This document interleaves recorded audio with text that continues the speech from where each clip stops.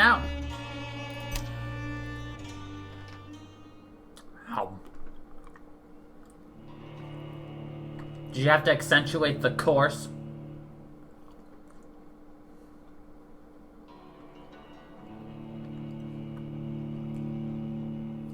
Of course.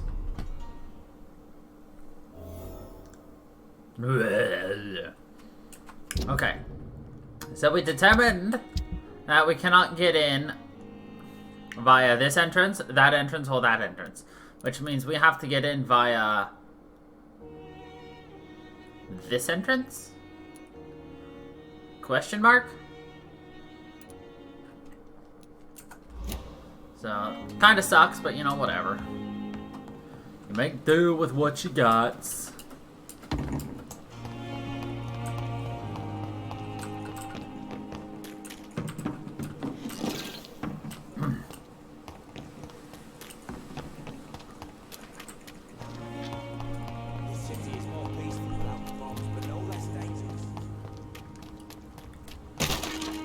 Panda, you always want tacos. See them fancy clothes? This one's a top. I'll send you. Get it, boy. We've got one of them.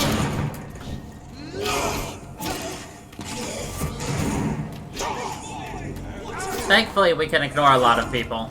This one's mine. I hate leeches. Leech spotted. Watch out, boys.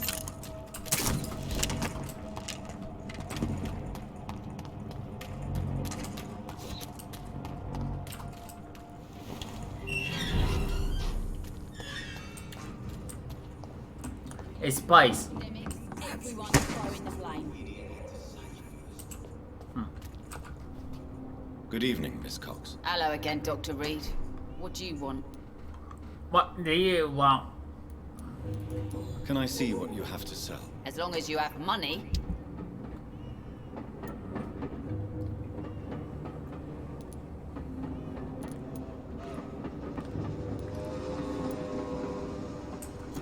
Nothing we want from Edwin.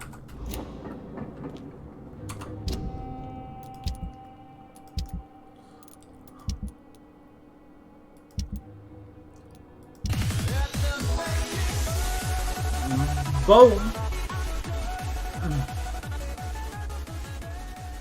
Oh, thank you for the sub there. Boom. Tay. And that's right, Brian. Boom.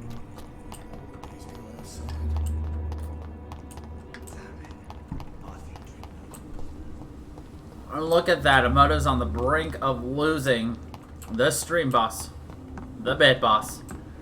The whatever it's called boss. The badass bitch boss.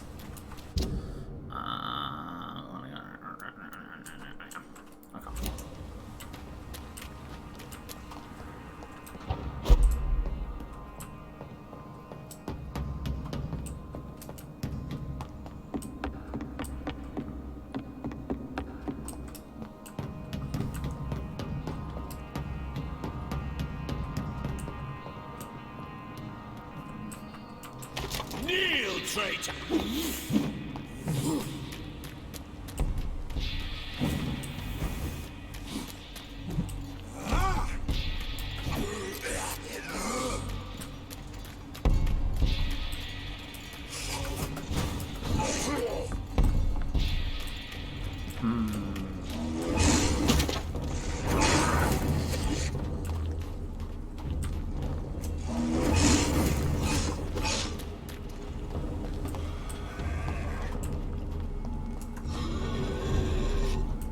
Okay, we made it.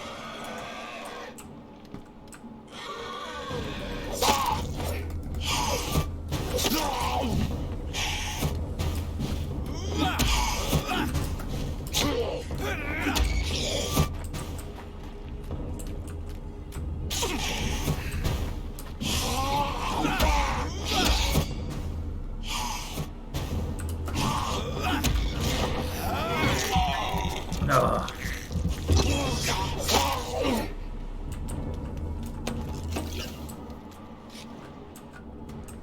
where do we want to go?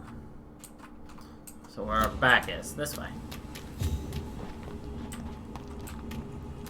I guess I should have figured that out because that's exactly where our compass was pointing us to, but you know, whatever. It's locked, all right.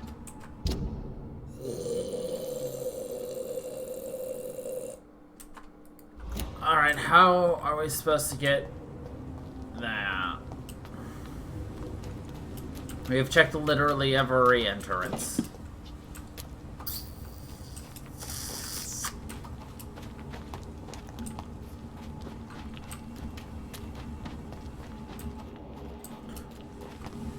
I guess we just keep going back through.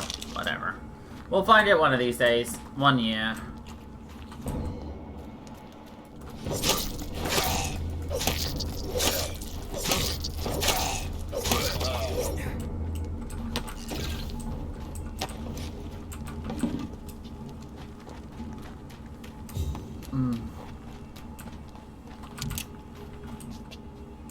Excuse me, that's what I thought.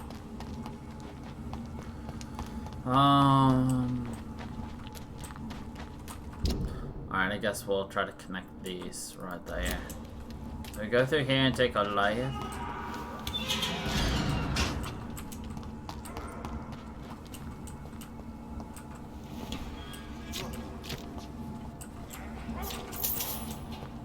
I'm just kind of unlocking doors for later.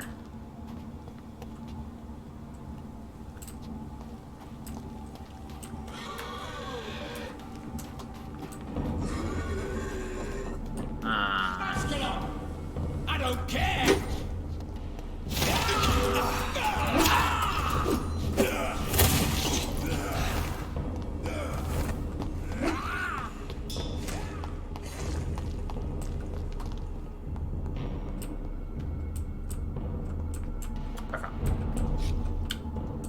They left me alone. Oh, I know where we are. This is that broken down house, isn't it? Yes.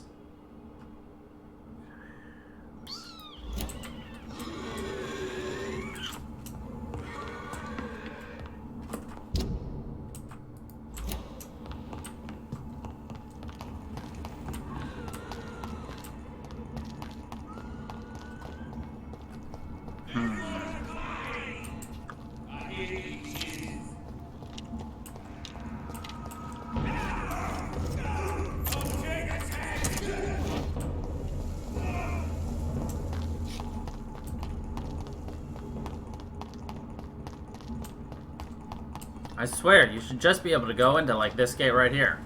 It's gonna work now. I bet. It's locked. Nope.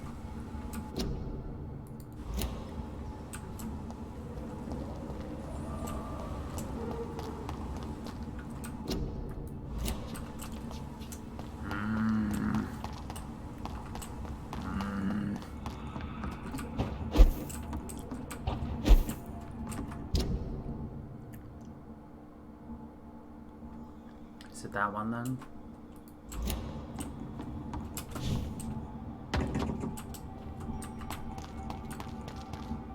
It's that one.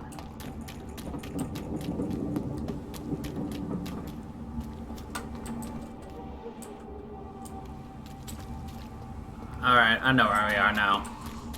Fuck. It's locked, all right.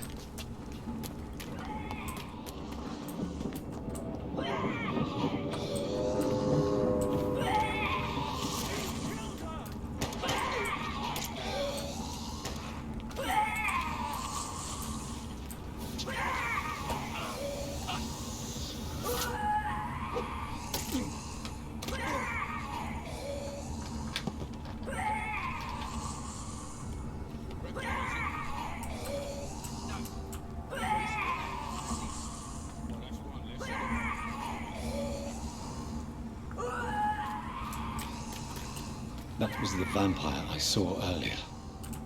This war takes no prisoners. This war takes no prisoners.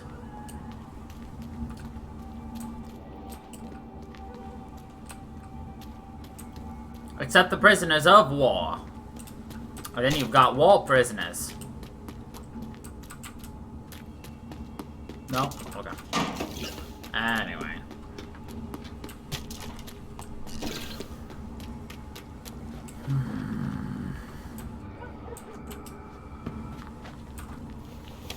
Alright. Whitechapel. The West End. Never have I felt so sad to be back home.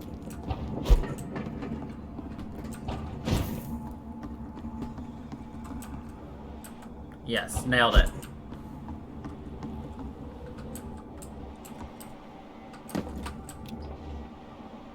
Pre-win. Bleh. What do you want from me? How dare you interfere with my hunt? Oh.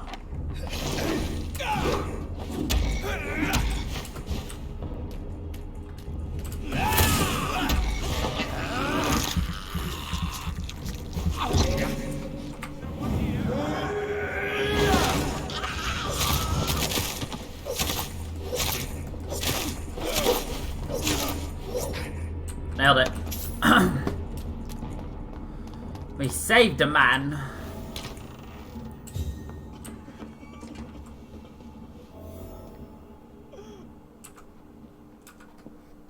I'm Dr. Jonathan Reed. Do you need help, sir? I think I'm fine. But what happened to my jailer? Be careful. He's as vicious as he is strong. You don't have to worry about him anymore. What happened here? I am Tadao Kimura. I was imprisoned by this lunatic for several days. I thought I was going to die here. You're not going to die now, Mr. Kimura. If you hurry, you should be able to get home safely. It seems that I owe you my life. You have all my gratitude, Dr. Reed, since it is the most precious thing I possess. My gratitude is the Goodbye, most Mr. Kimura. precious thing Take care. I possess. No. Not money, not gold, not jewelry, just my gratitude.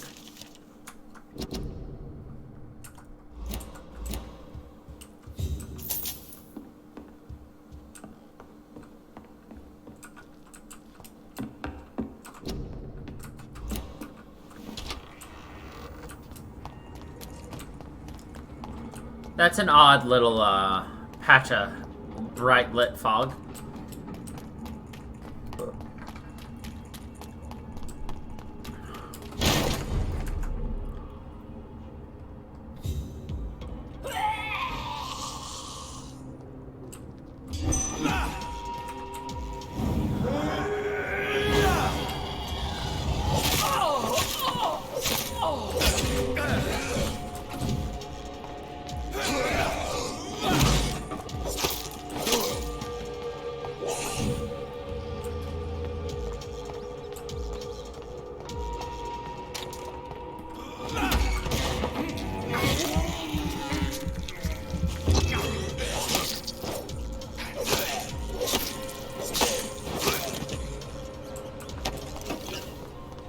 Not bad at all.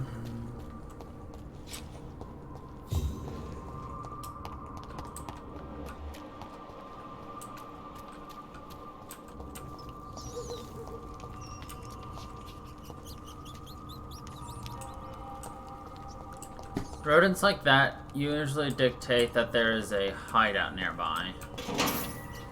I'm just trying to find out where it is. Oh, it's around the corner and up.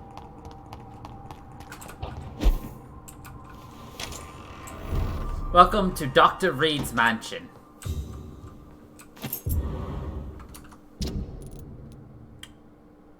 Key to Aubrey Reed's office.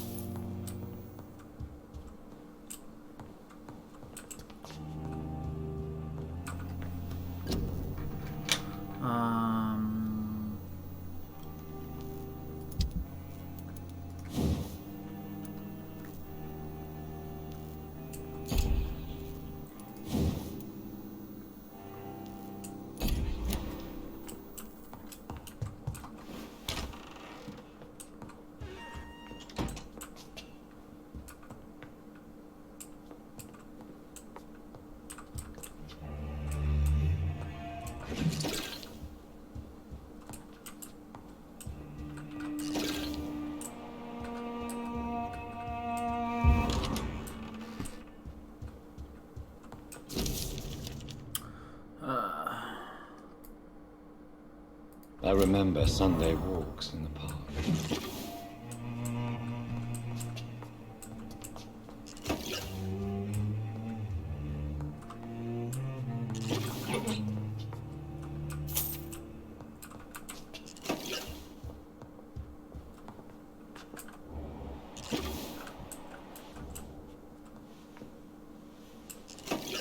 Jonathan, my dear, bring me my glasses. I feel like reading. Hello, mother. Good evening. Jonathan! Is it you? Where have you been, my prodigal son? I'm right here, Mother. I'm finally home. Yes, for this son of mine was dead and is alive again. He was lost and now found. But where is your sister? Where is Mary? Mary? She is gone, Mother. I know she's gone. The question is, when will she return as you have? I miss my grandson so much. It's been days since their last visit. Mother, do you know what's been going on in this area? Not really. I don't go out much due to the epidemic, and when I do, I tend to get lost. What do you mean you get lost? I hope you don't go outside alone. Of course not. When I go out, your father always comes with me, but he leaves me there sometimes, and I have trouble finding the way back. Have you returned to Whitechapel Cemetery since Mary's funeral? I never want to go back to that awful place. Wait. I think I went back once. And you were there too. And Mary? No, that can't be true. It was just a bad dream, Mother. A nightmare, yes. Mary was so angry. I walked back home alone. If that kind policeman had not called Avery from the station, I don't know what would have happened.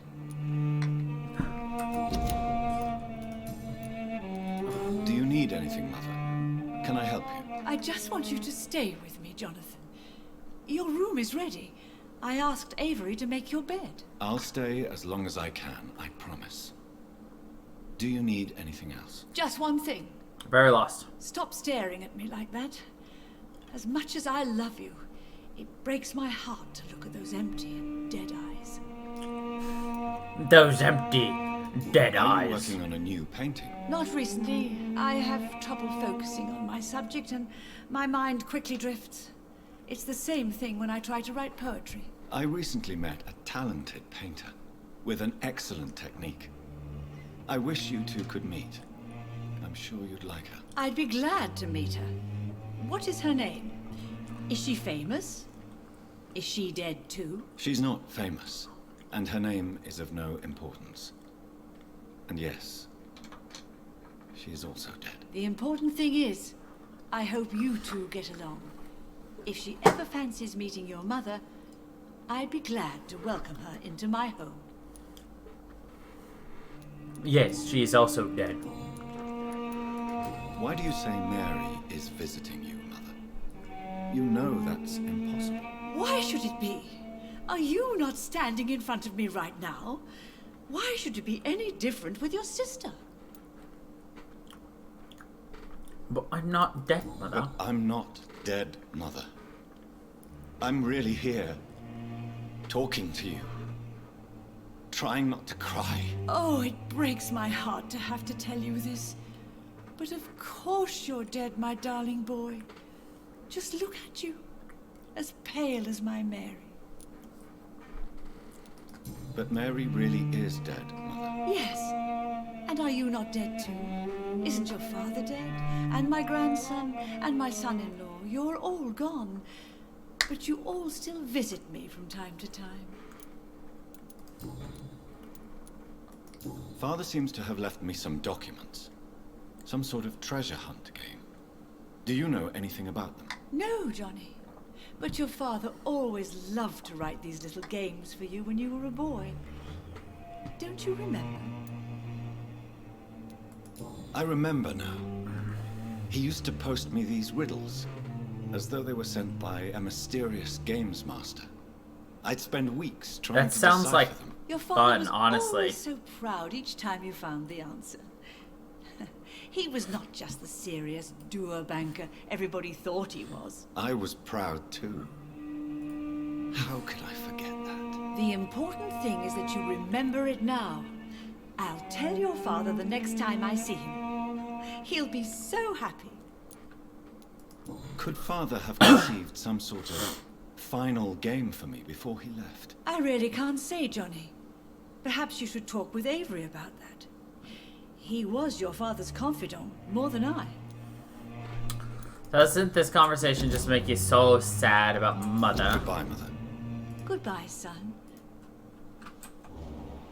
Mary? Oh, my dear daughter. How are you today? How is your sweet?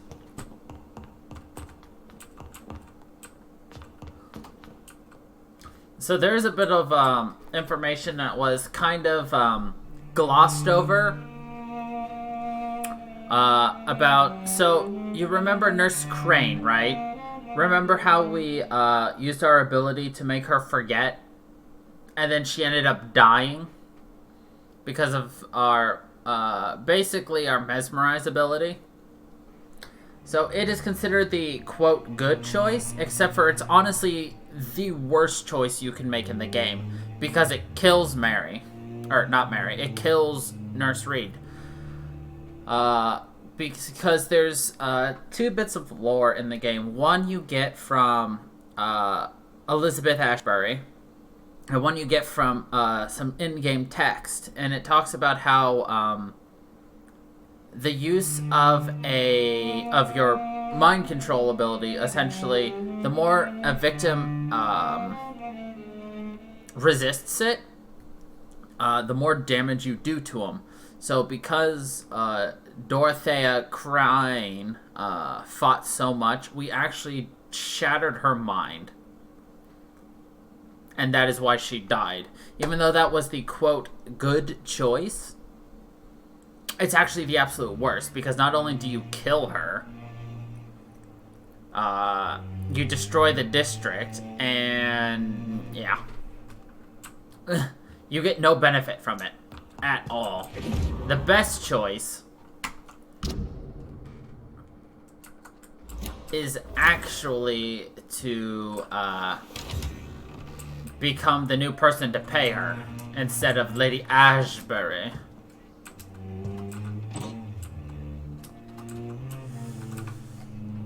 Good evening, Avery. Mr. Jonathan? I can't believe my own eyes. Oh, it's a miracle. We all thought you were... Oh, sir, your poor sister. What a tragedy. I know, Avery. I know about my sister's murder. Miss Reed expected you to return to assist with the funeral, right up until the last minute. Where have you been, Mr. Jonathan? We needed you here. We needed you here.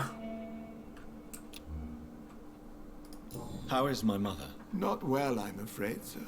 Miss Reed is very fragile since the police brought her back home. The police? What happened? Miss Reed was found walking in the streets. She kept saying she had spoken with her son and daughter. She's resting now. She's resting now. Has she received appropriate medical care? I'm taking care of Miss Reed myself.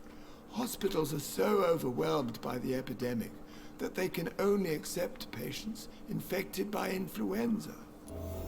Could you imagine the influenza being so overwhelming that just Perhaps nobody we can be could seen? arrange a short trip. Somewhere sunny, like France. She has always been very fond of France. I think leaving London could do her good.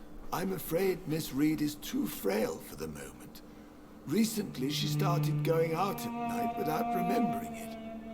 I have to watch her carefully. What is the situation in this part of town? For a time, the West End seemed spared by the epidemic. But the situation is getting much worse. Have you no relatives anywhere?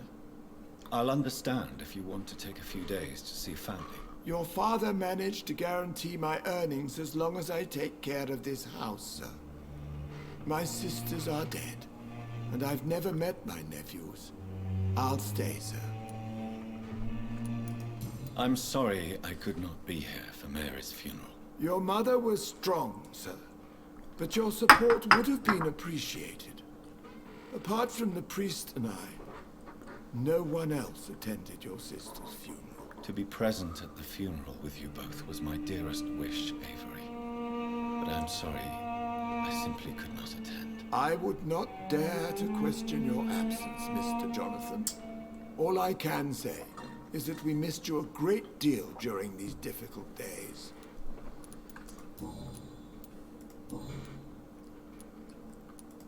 I found an old letter written by my father and addressed to me. Do you know anything about it, Avery?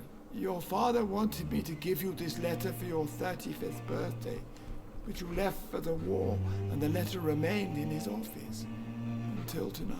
I realize now you knew my father better than I did. Do you know why he left, Avery? Did he ever speak to you about his departure? No, sir. Mr. Reed was not exactly forthcoming. Perhaps this letter will give you the information you require.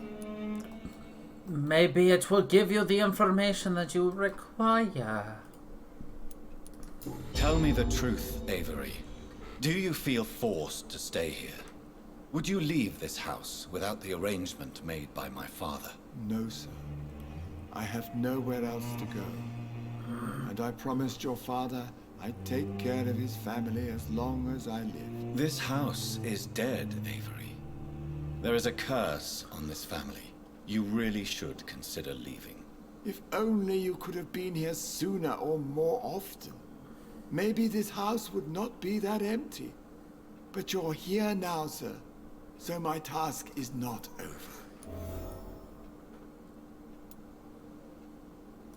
You have served this family extremely well, Avery. Your support during these terrible times is much appreciated. Then I will stay. All I ask is that you take care of my own funeral if I die before the end of the epidemic. No mass grave, please, sir. No mass grave, please, You really sir. think I don't take enough care of my mother, Avery? Yes, I do, Mr. Jonathan. You clearly have something more to say. Speak your mind, Avery. I know you work hard to help the sick, but what will you do once the epidemic is over? My home is here, and I have nowhere else to go. But this house will need some improvements if I move here. Some radical changes. That's good news. Whatever changes you have in mind, I'm sure we will find an arrangement that suits your mother also. I'm sure we'll take care of your mother as well. Goodbye, Avery. Of course, Mr. Jonathan. Of course, Mr. Jonathan. Silver Fox? I love Silver Fox. Thank God this is not a vampire game. We could not grab this Silver Fork, for it would cause severe burning of our bodies.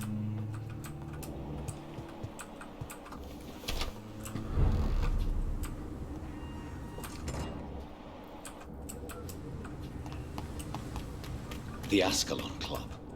The heart of British vampire society. Oh, hey, look. Not It's quite as subtle as I expected.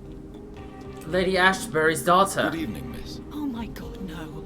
Please, Mr. Vampire, don't kill me. Please, no. I'm too young to die. I still have so much to offer this world. Wait, no. Why do you think I would... What? Don't worry, Dr. Reed. I know you wouldn't harm me.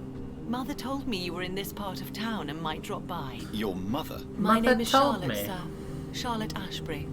My mother taught me It's just long like- ago how to recognize the signs that betray a vampire. I understand she also taught you how to tease and gently mock innocent young Ekons.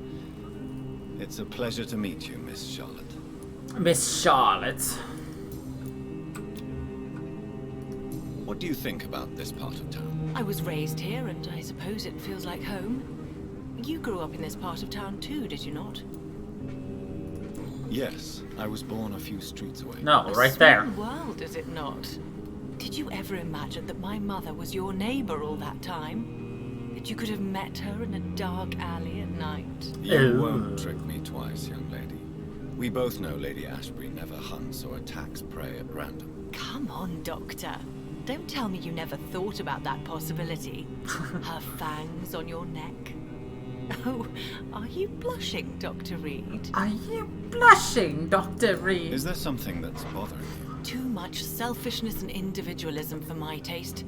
Even when there was no epidemic. Even if that's partly true, may I remind you that many charitable institutions are financed by the selfish and filthy rich. I suppose you're right. But society must reform and renew itself. Say hello or we to are a all feminist. done for. She is a feminist, by the way. I'm about 99% sure. Tell me about your adoption. What do you want to know? Who are your real parents? Elizabeth Ashbury is my real mother. She raised me and has taken care of me all my life. I have no idea who my progenitors are or were. My Do you live- I progenitors. still spend a lot of time in my mother's mansion, but I have my own house now. I have a life to live, you see. And one day, I'll have my death to face. How did you meet Lady Ashbury? First, I was an orphan in the institution for girls she manages in the West End. When I was 10, she adopted me, and I have lived with her ever since. Did you know she was a vampire when she picked you? The correct word is Ekon, Doctor. And no, I had no idea why my mother only showed up at night. She told me everything when I turned 16, though I suspected the truth for a long time before that. What are you doing out here? Right? You mean, It's good what do I do dialogue. outside at night since I am a woman? Let me ask you a question, sir. Would you ask the same question of a man? Actually, yes. I ask the same question to everyone who dares to go outside at night, considering the risks. Well, if you must know, I campaign for the right to vote for all women. Why should I wait to the age of 30 years when men can vote at 21? Are you a suffragette, then? Oh, you really are Elizabeth's girl. Without a doubt. All adult women have the right to vote in the US, in New Zealand, and in Australia. But women here can't vote unless they are property owners. No need to convince me, Miss Charlotte. I have shared your opinion for a long time. Even before I met Emmeline Pankhurst. Really? Oh. Now I see why my mother appreciates you so much. Too bad there aren't more men like you in the vicinity.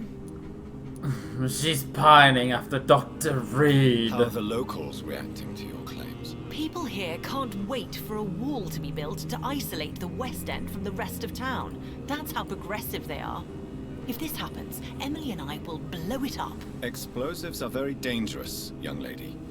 And who is this Emily? She is my best friend, and a suffragette too. She was Suffragette. supposed to campaign with me tonight, but hasn't turned up. Have you any reason to be worried about her? Recently, Emily started to believe in...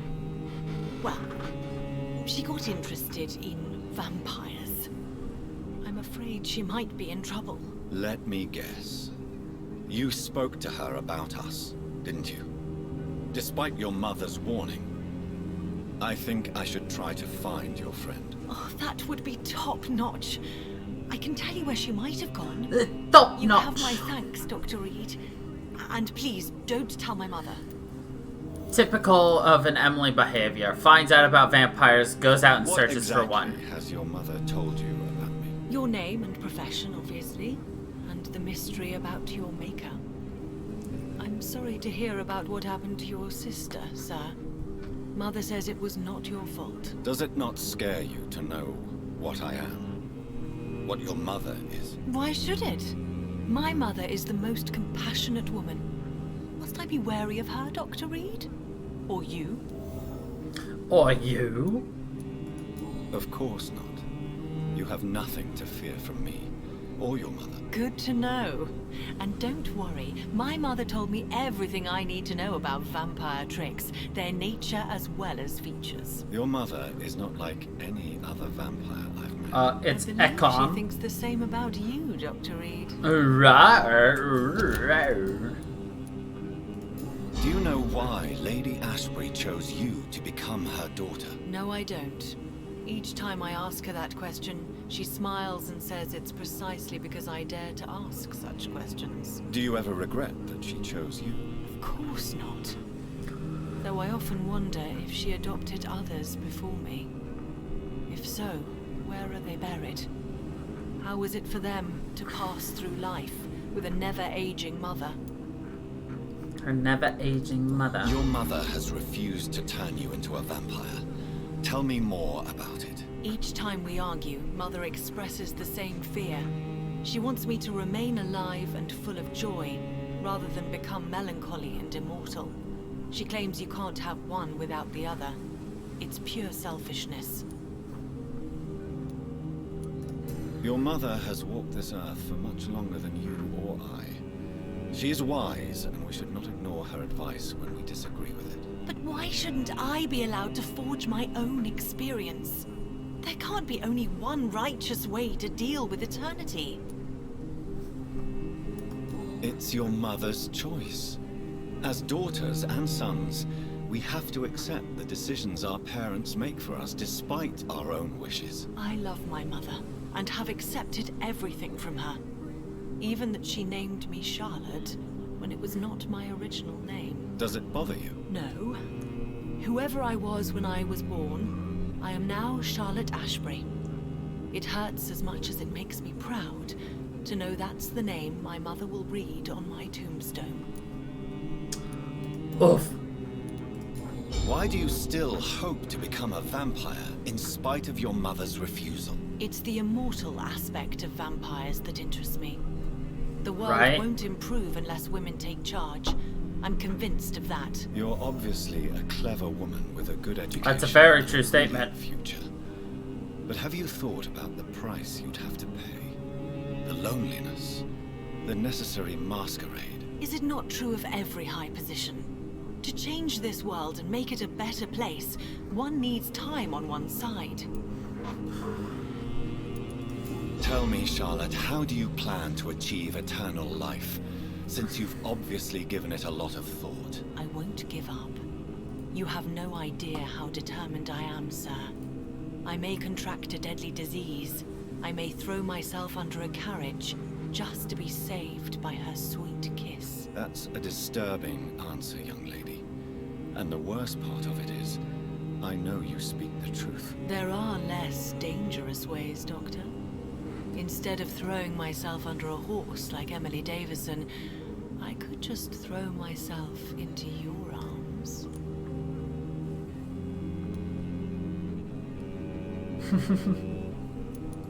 Be careful what you wish for, young lady. I could gaze at you right now and then take you to a shady corner and have my way with you.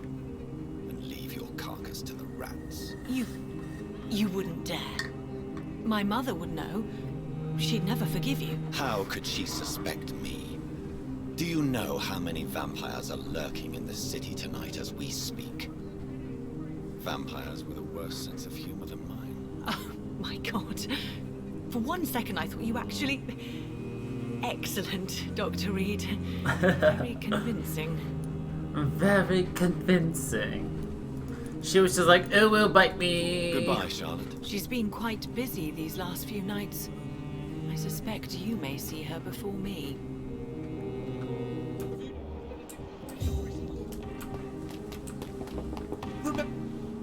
Good evening, sir. May I have your attention, please? Come on, Johnny. Don't you recognize your oldest friend? Clarence. Clarence Crossley. How are you? My God. So you survived the war too? So sorry I didn't recognize you at first. I almost didn't recognize you either.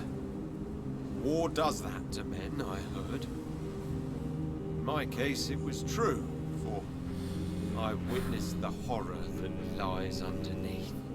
The horror that lies underneath. Do you need medical assistance, Clarence? It's a little late for visiting hours, don't you think? What can I say? I haven't lost my old habits. I hope we're talking about the same habits, old friend.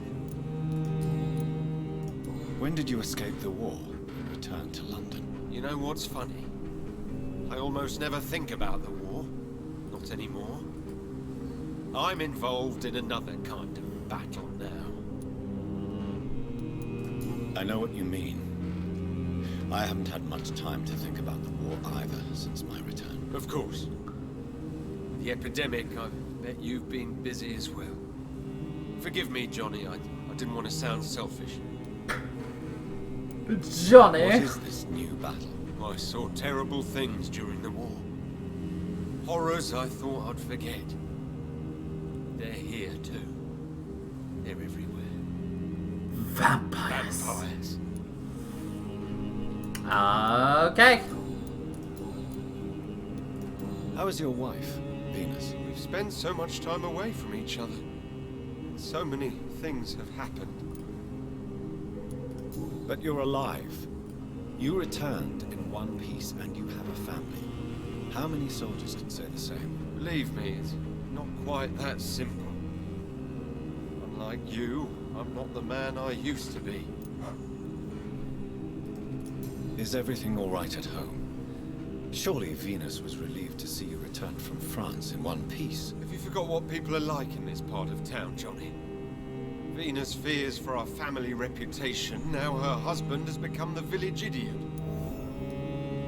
Her husband has become the village idiot.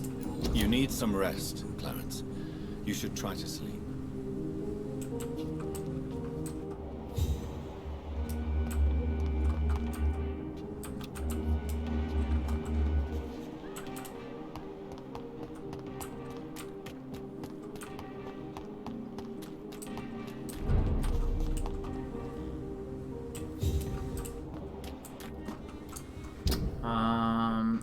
We have this mission, which is somewhere in here.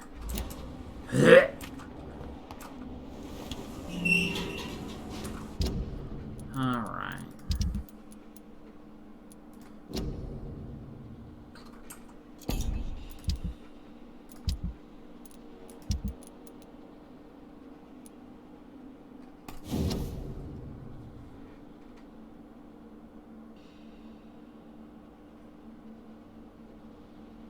Green grass and tall trees on Sunday afternoons.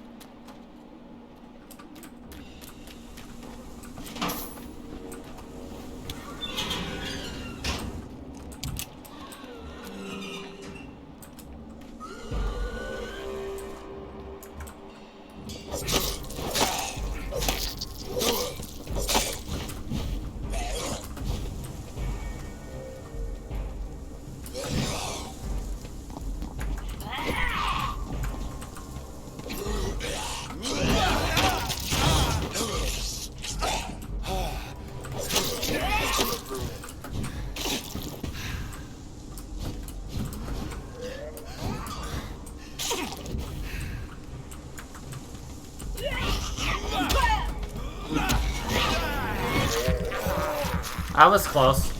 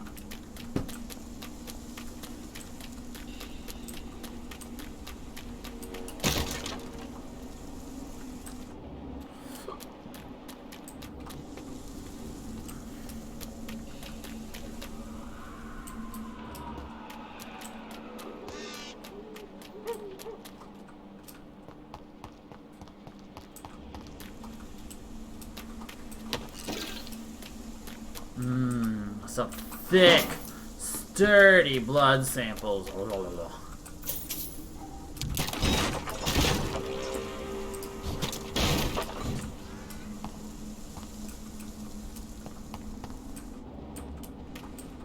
This is my territory.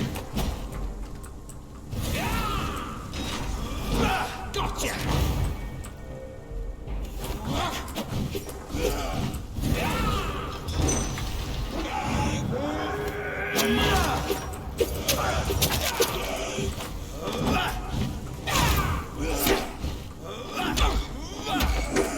You're feeble.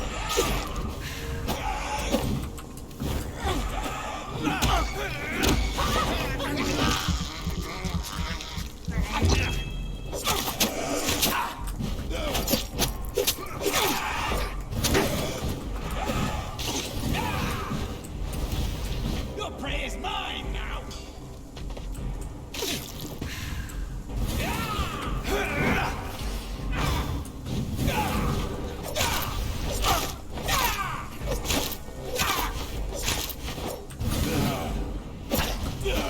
Gotcha.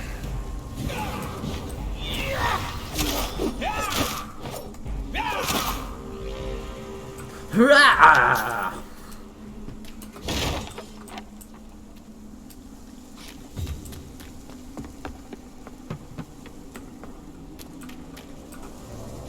Wait, why did I go down here? We don't want to go down here. Whatever, we went down here.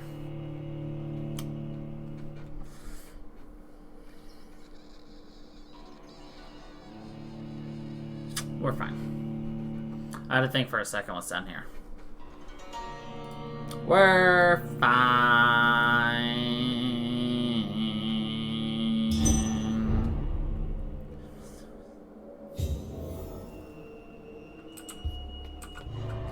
But we have to do another loading screen. So, kind of rip on that, but, you know, whatever. You don't always get what you want. I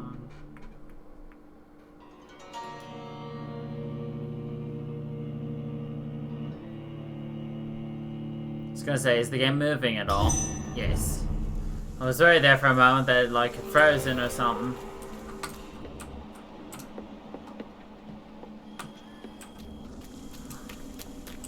Part of me was afraid that it would be like, yeah, you left, so we're gonna respawn every enemy you just killed. And I was just like, no! Not again!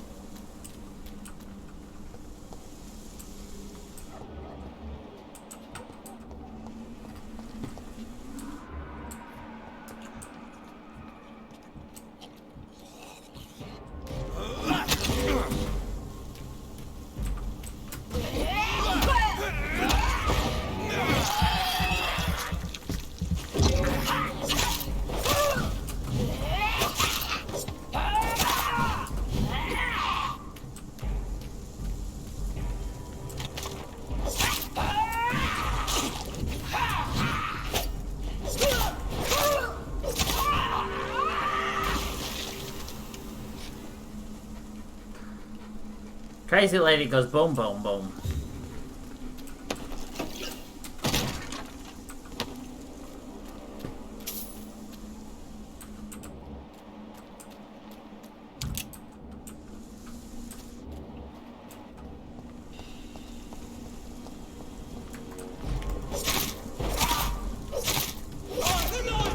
It's up to us.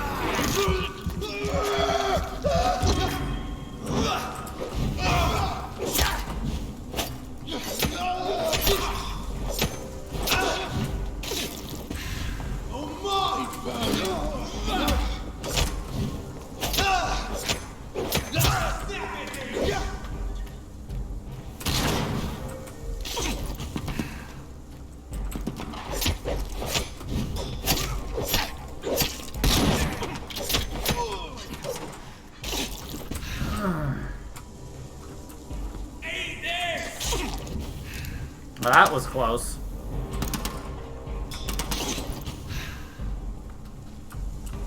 Take a breath of this!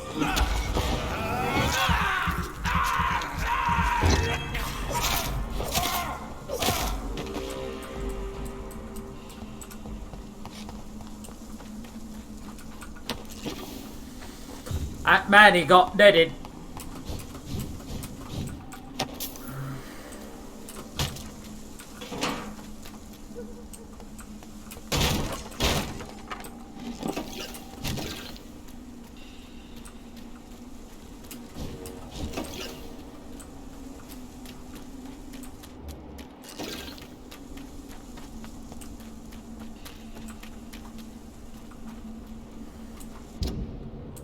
That is outside of my jurisdiction.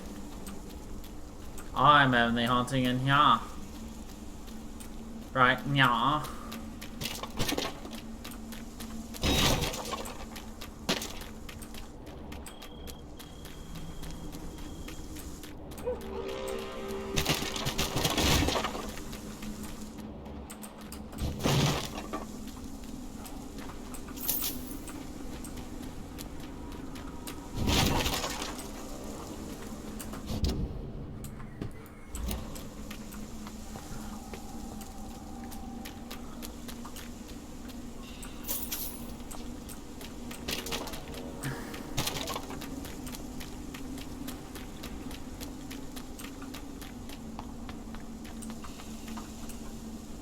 Yeah, this is not the way to go. Maybe it's down this way.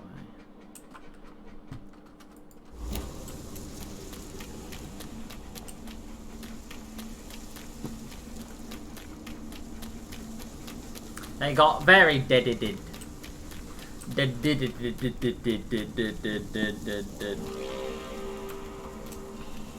We got stuck it did.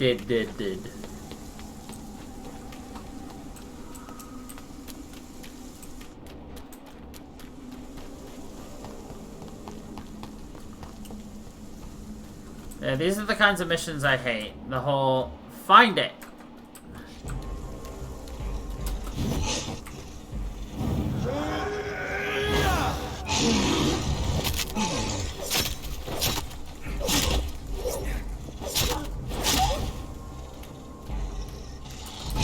Down, Mr. Lycanthrope.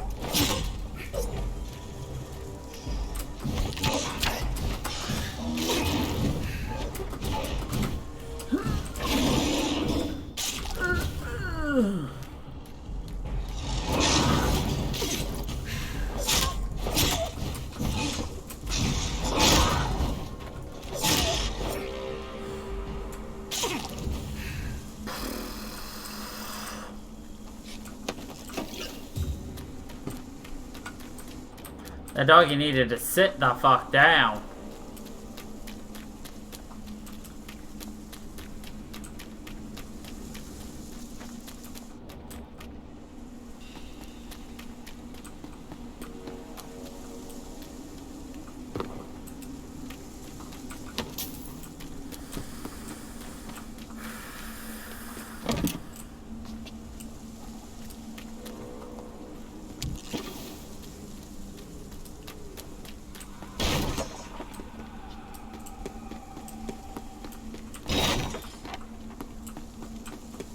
Where is it?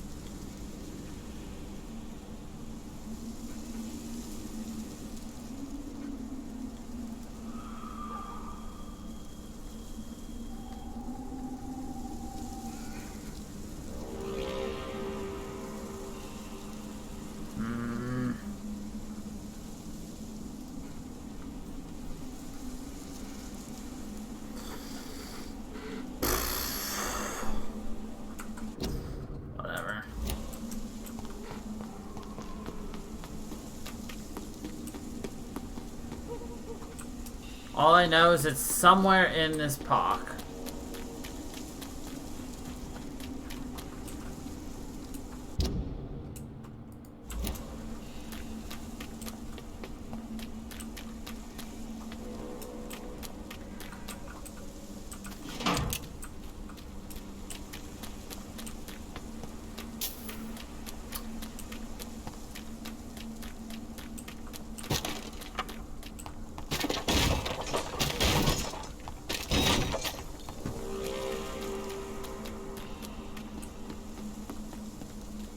But where in the park? Could have sworn we've gone over every nook and cranny. Found it! I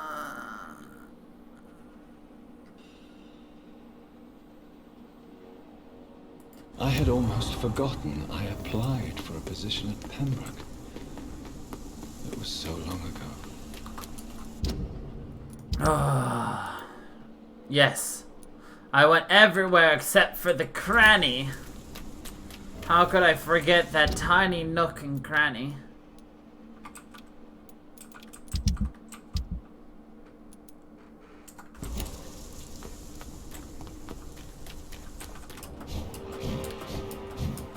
The granny cranny, the cranny granny.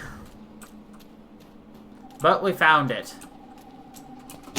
Like, I was gonna look up where it was, but it's like, there was no easy access on Steam for, like, where all these things were, so I was just like, I give up.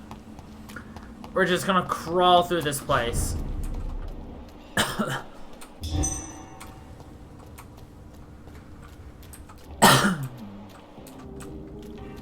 Gustador. Good evening, sir. Please forgive me for disturbing you. I'm a doctor. I never judge a man by his title, but by his attitude. And you are not disturbing me at all. You are not disturbing me at all. Well, I must admit, it's good to receive a warm welcome for once. I'm Jonathan Reed. Welcome, Dr. Reed. Welcome to my humble shop. My humble shop. How is the situation in this part of town? Life is good and peaceful. We're lucky to live in such an era of progress and wonders. Are you not concerned about the epidemic? Oh, I'm sure the authorities would take the appropriate measure if the danger were that high.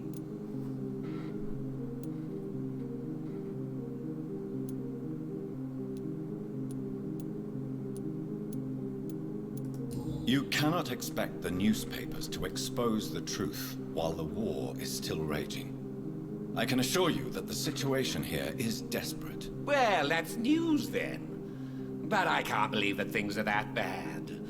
Are you sure you're not exaggerating a bit? A bit. The thrill of it? For the thrill of it. Oops. What can you tell me about this place? I recently found the best steak and kidney pie in the city. I'd be glad to share the address if you want. It's a Gustador. Finding a good restaurant? Is that really all that interests you? Oh, I have many passions, but nothing brings me ecstasy like subtle and exquisite flavors from my teeth. From my teeth to my belly. I told you, it's a Gustador. Specific tastes when it comes to nutrition. Really? Well, I'm always happy to try new exotic meals. If you ever find an intriguing table, please share the address. Share the address. Is it not a little too late to be trading? On the contrary, it is the perfect hour. Believe me, my friend, it is always a I was tickling Lucius's toe beans. I'm sorry, I was distracted. But what about the epidemic? The bombs and raids? And all the random violence? Please, sir, this is London, England. We will prevail. And if a bomb must fall on my shop, then I'll be there to hear it falling. So you prefer to work at night? Oh, I also enjoy a sunny day like everybody else. But the night always has a certain... Je ne sais quoi. Je ne sais quoi of his own. Do you have any family nearby? Not since my parents died. I'm London's lone gourmet. Really? But you seem to be such a pleasant and sociable fellow. I'm afraid the real hedonist has to be sometimes. I discovered ecstasy as a solitary pleasure, but it does not mean it can't ever be shared. Yes, that's why they're called tablets. London's lone gourmet. What a strange title. I used that name in my early years when I was a food critic, and I kept it. And I kept it.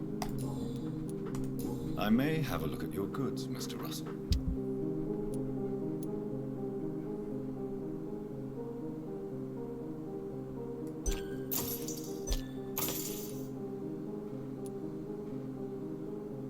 Ah, shit. I bought the wrong thing. Shit.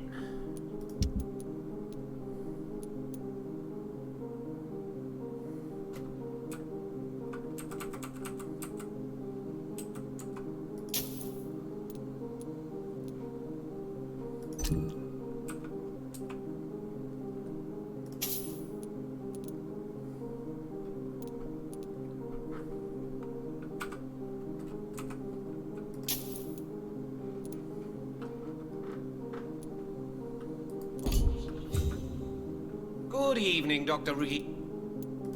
I may...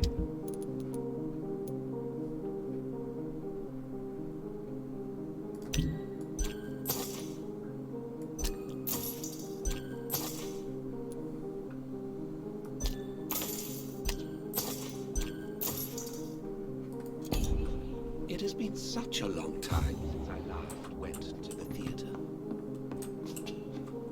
It's locked. Support the equality between men and women.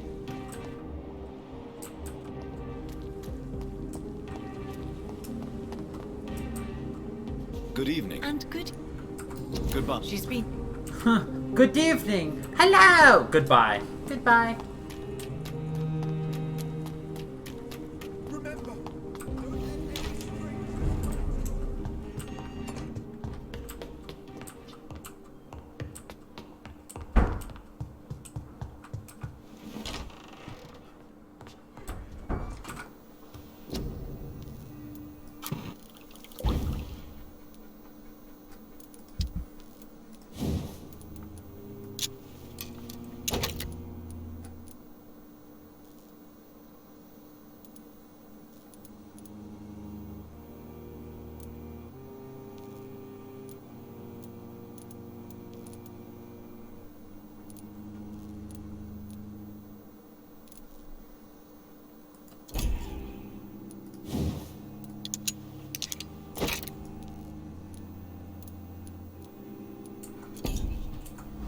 We have very strong weapons now, sir.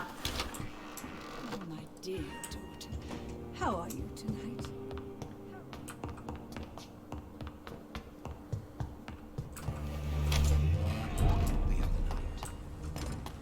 Support the equality Good between evening, men Doctor. and women. I may...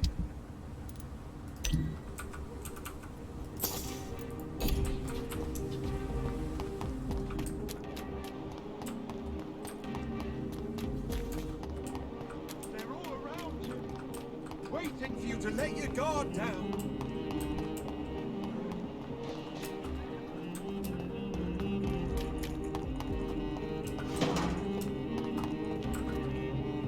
Good evening, miss. Can I help you? I'm a doctor.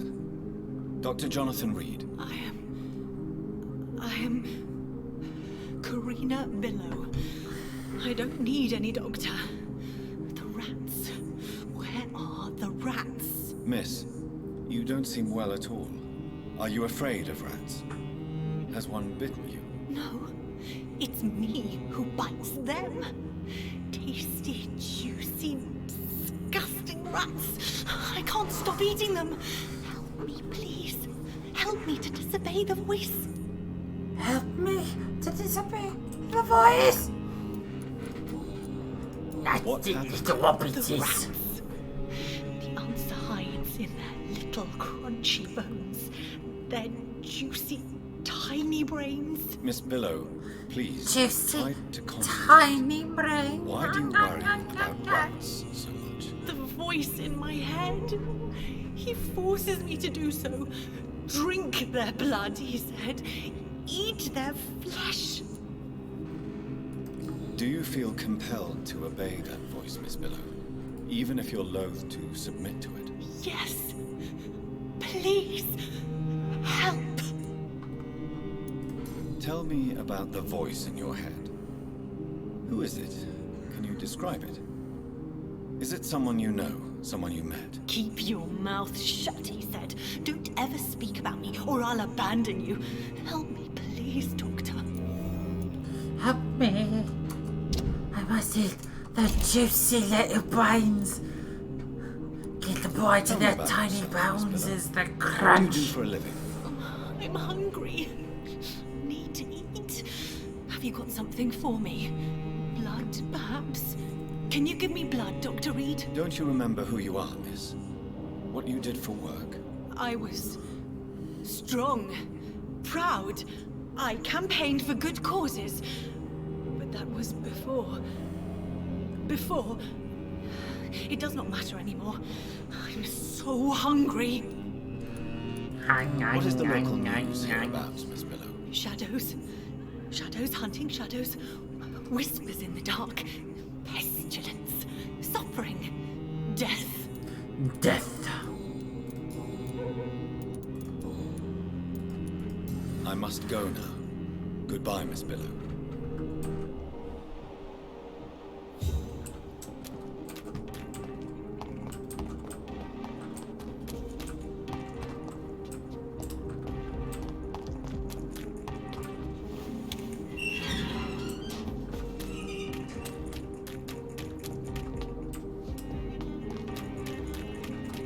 That's the back entrance to the club.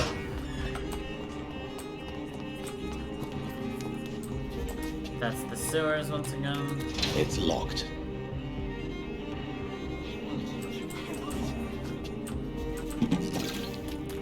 Where are you, little bitches? I'm sure Kaloon Russell has no interest in such a conventional menu. Such a conventional menu.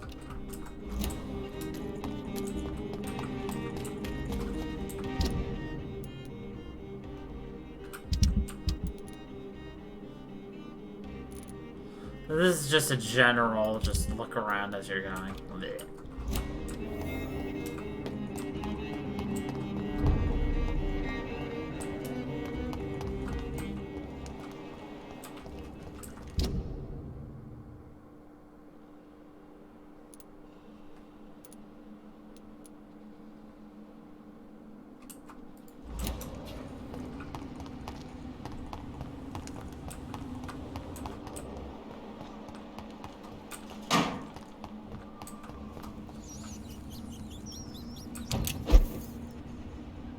I cannot enter.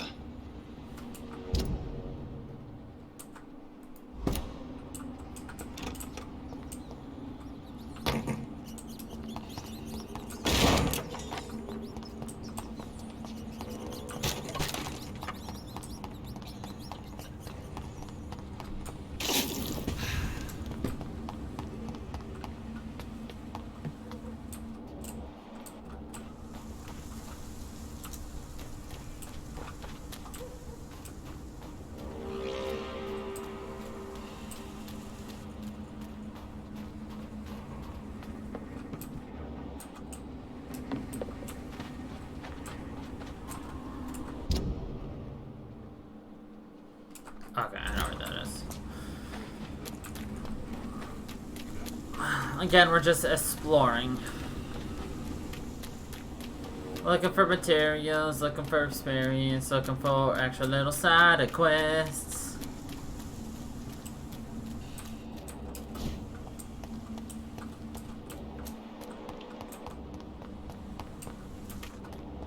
Nope.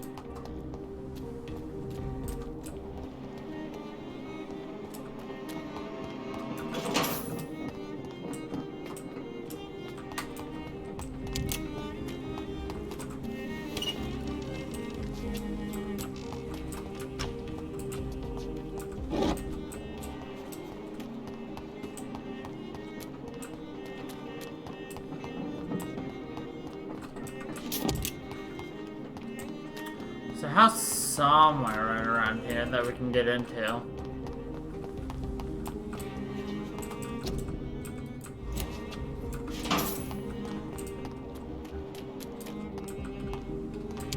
I don't remember where. There it is.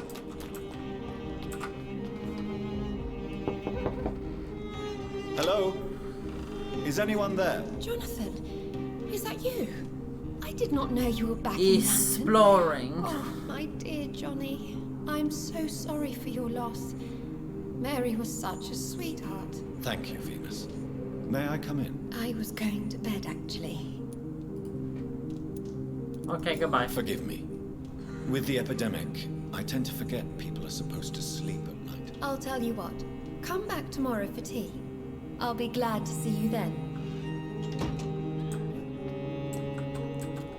We need our eye mesmerize.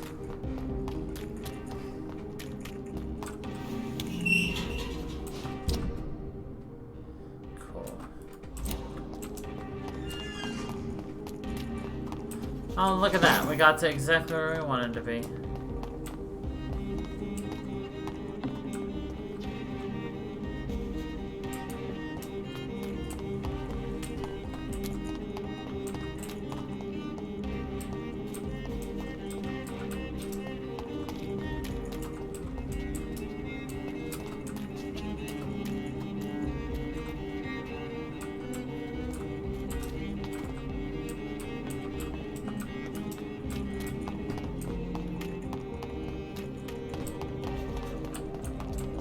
So how are they expecting me to get up there?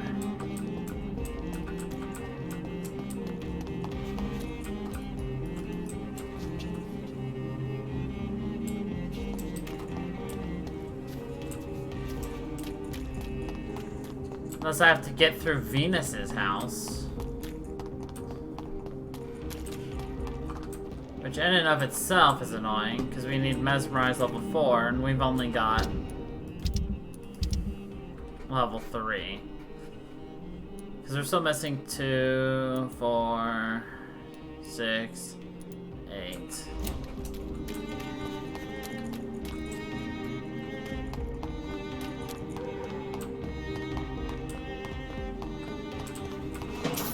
Granted, we'll find a lot of these as we continue playing the game anyway.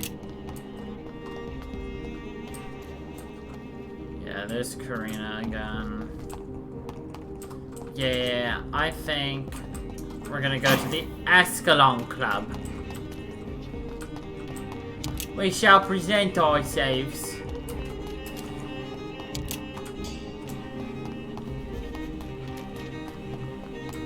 Women of all countries unite!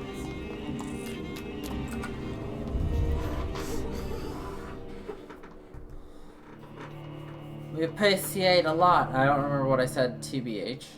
So, there's that too.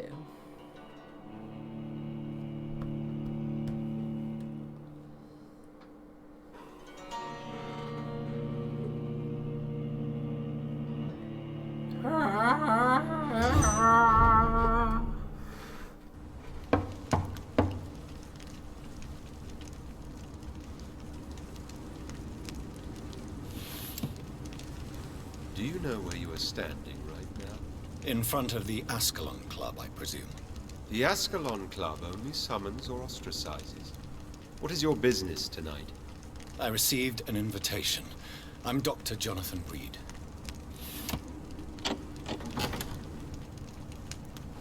Welcome to the Ascalon Club, then, Dr. Reed. Please proceed. Lord Redgrave is waiting on you upstairs.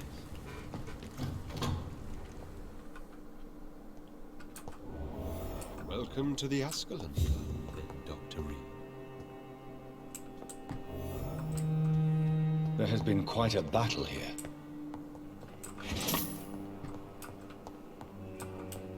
I'm sure the Ascalon Club has the money to replace the furniture.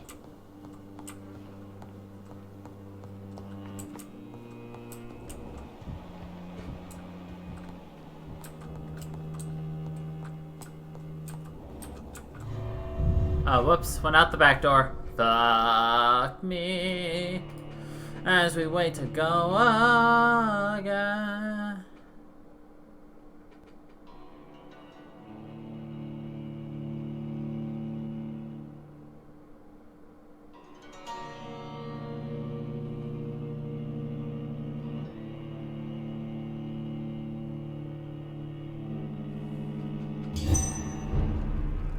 Now we turn around and go back in.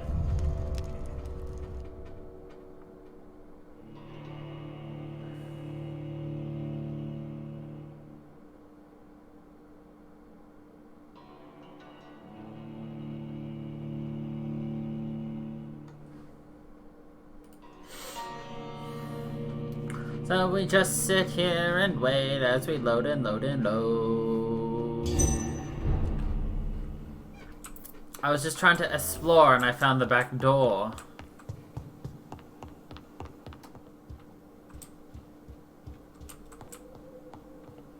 Oh, woe is me. It's locked.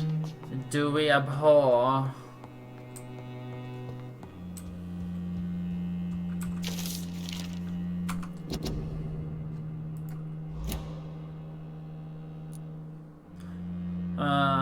Three.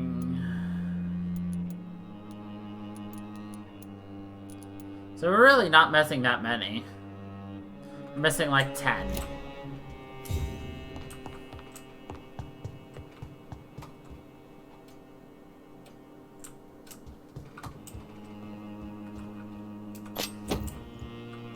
Oh, we got ourselves a goût de guerre.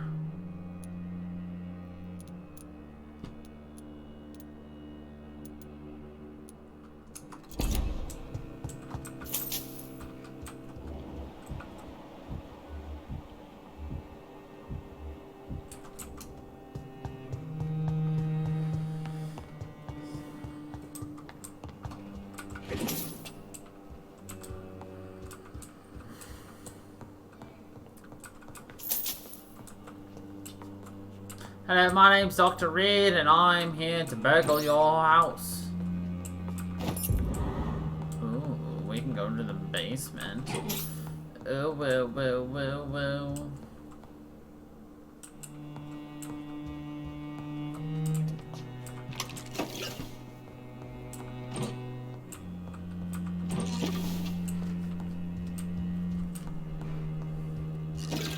Shall we partake in a basement adventure?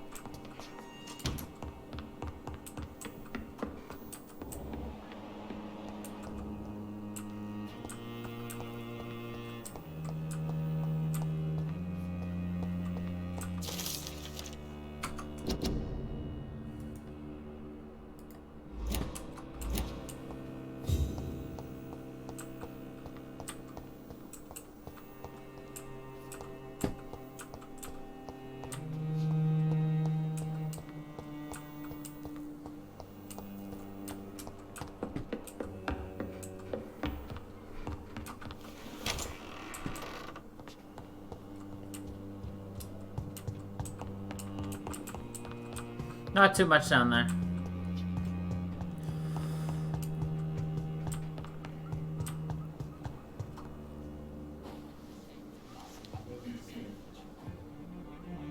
Good evening. Good evening.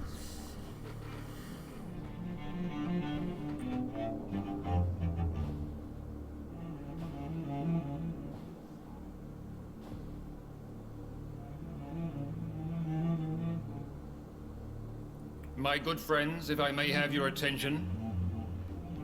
Behold our visitor, the good Dr. Reed. Newborn of blood so pure and strong that even my friend Fergal Bansher was no match for him. Here, here, here. Yeah. Come forward, young Ekon, for we have so much to discuss. Welcome to the Ascalon Club, Dr. Reed. I am Lord Redgrave, Earl of Bristol and chairman of this exclusive association. Lord Redgrave. At last we meet. I've been eager to make your acquaintance. I've heard some astounding things about you. Please accept my condolences for your loss, Dr. Reed. Thank you, my lord. Lady Ashbury expressed your wish to meet me. Yes. The lady has always been a useful acquaintance, though not always reliable. Is she a good friend of yours?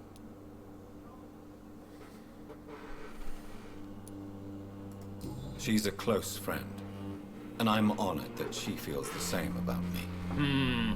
The centuries have taught me never to trust a woman completely, especially if she is immortal. Too prone to emotions, if you ask me.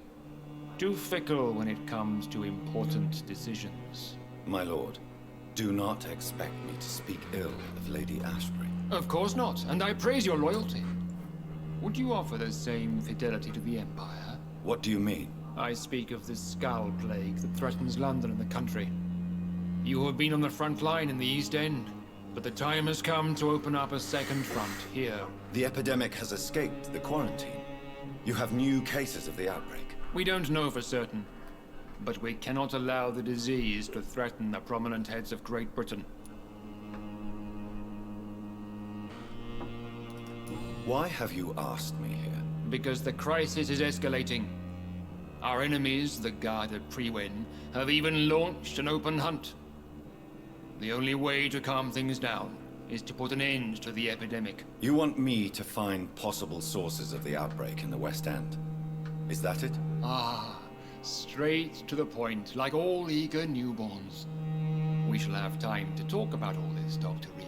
But first, I should like to get to know you better. Talk?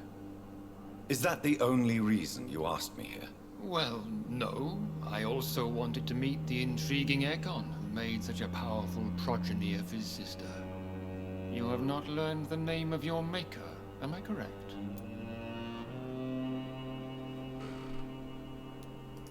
It's of no concern of yours. Have no embarrassment, Dr. Reed. We all make mistakes. But whatever your lineage, you are definitely Ascalon material. What do you mean? I would like you to become a member of the Ascalon Club, and to serve me as such.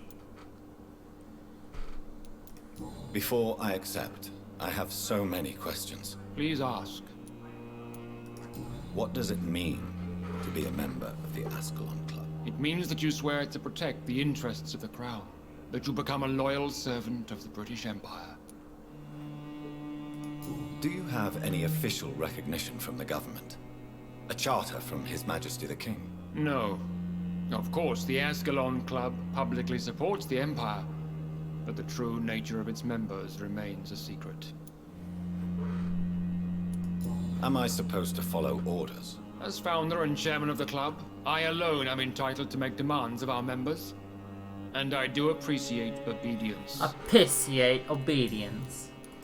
What is the Ascalon Club's express? Hello, Carnalicus. How are you doing? We follow the credo of William Marshall, the greatest knight who ever lived. As was he, we are sworn to protect the British Empire. What does Ascalon mean? Ascalon was the lance wielded by St. George, glorious patron saint of England when he slew the dragon. And like that lance, we pierce the hearts of all our nation's enemies. William Marshall founded the Ascalon Club. Not exactly. William Marshall granted me immortality, and I founded the club a few years later. The good knight has been gone for so long. I killed Fergal, who claimed to be one of yours, sent to cleanse the East End of all skulls. Will his death be an issue? Do not worry. My priorities have changed. Fergal was a zealous servant of mine, but like any servant, he had his limitations and is readily replaced if necessary. I agree to join the club. This is good news. Good news indeed in these crucial times. Let's inform the Assembly formally and proceed with your initiation. My initiation? Fear not. Nothing fancy nor dangerous. It is just that we, the members of Ascalon, believe that tradition and custom are the backbone of this country.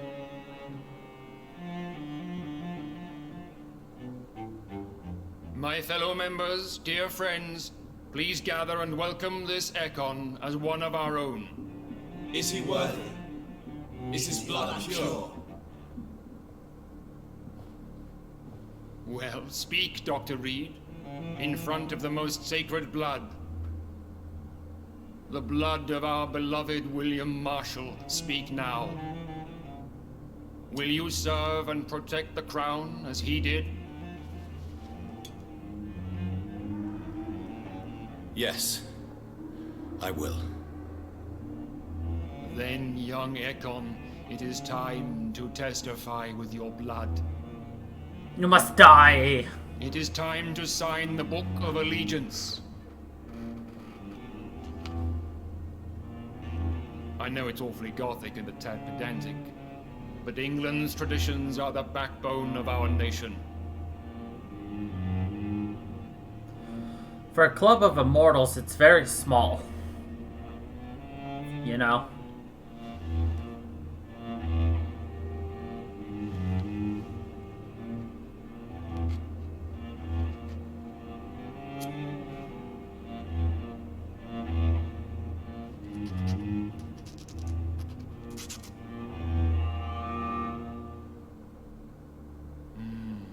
Delightful. We're just like disgusting freak. Welcome to the Ascalon Club, Dr. Reed. Take your place among the bearers of the lance. One of us! One of us!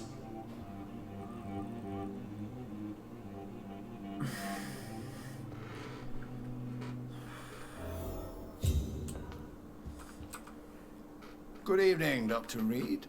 How does it feel to be this evening's centerpiece? Figuratively. It's quite unsettling. As a doctor, I am more used to being the observer than the subject observed. Do not be alarmed. The Ascalon Club has a tried and tested policy for choosing its initiates. May I ask who you are, sir? Why would you be interested? Well, as you seem to be the only man in the room with a beating heart, you draw quite a bit of attention yourself. Ah, vampire senses never cease to fascinate me. They dwarf those of mere mortals. I am Aloysius Dawson, by the way. Are you a member of the club? Yes, I am. And I have been for many years. And will be until the day I die. What can you tell me about it? It's not really my place to give you such information. I am merely a mortal member. Merely a The mortal dying member one, one. that. Are you sick? Personally, I consider my advancing years are a sickness in itself. My body is slowly abandoning me, Dr. Reed. Are you not afraid? You are surrounded by vampires. Sir, it's for that very reason that I joined the club in the first place. Is not the nature of this club a secret, shared by only a privileged few? My dear Dr. Reed, I have spent years and a fortune precisely to gather that kind of information. So you asked for membership? I have been a member of many Those look clubs so in many useless. countries. But I must admit, You could only see like this one is my favorite. this much. Like everything outside of here would be useless. What can you tell me about Lord Redgrave? I would not dare Plus, speak it's about like- Chairman without his consent. Mr. Dawson, of Dawson and Dawson, the wealthiest man in England. I could not see a damn It is a thing. pleasure to meet such a prominent figure of London. A withering London figurehead, to be precise. Are you sick, Mr. Dawson? I am a doctor, you know. My case is beyond the scope of traditional medicine. I have spent fortunes on the world's most competent doctors to arrive at that diagnostic conclusion. I'm sorry to hear that, sir. Should I suppose that you're here in search of some form of immortality? Absolutely not. I'm here to implement my plan to save the city I was born in. To cast out the ghastly evil that has us all on our knees. What do you know about the Guard of Prewin? I should not say this, but I admire their commitment. This is what the nation needs right now. But they are our enemies. They are not mine, Dr. Reed. Would you help them? No. There is a time for such methods. But brute force will not be enough to fight this plague. We have to think differently. What is the situation like in this part of town? I am sure Lord Redgrave will enlighten you more effectively than I. Money cannot solve every problem. This mysterious epidemic is going to require more than money can buy. You're right. Money is nothing unless one has the will to wield it. I have a plan, sir.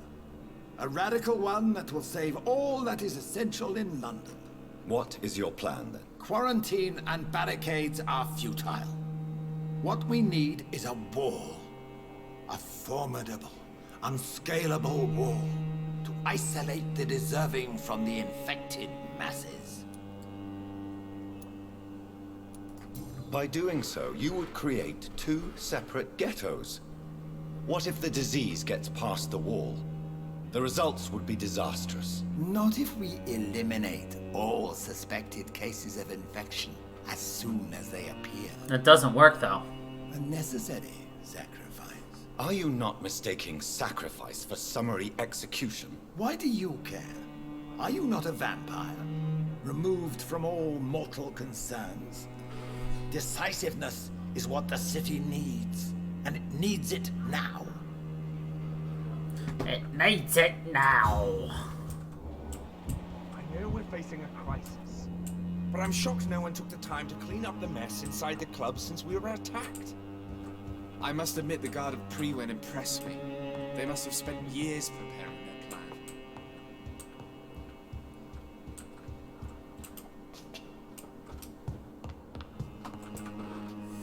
That went well, did it not?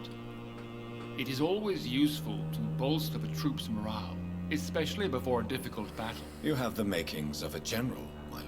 I was, though very long ago.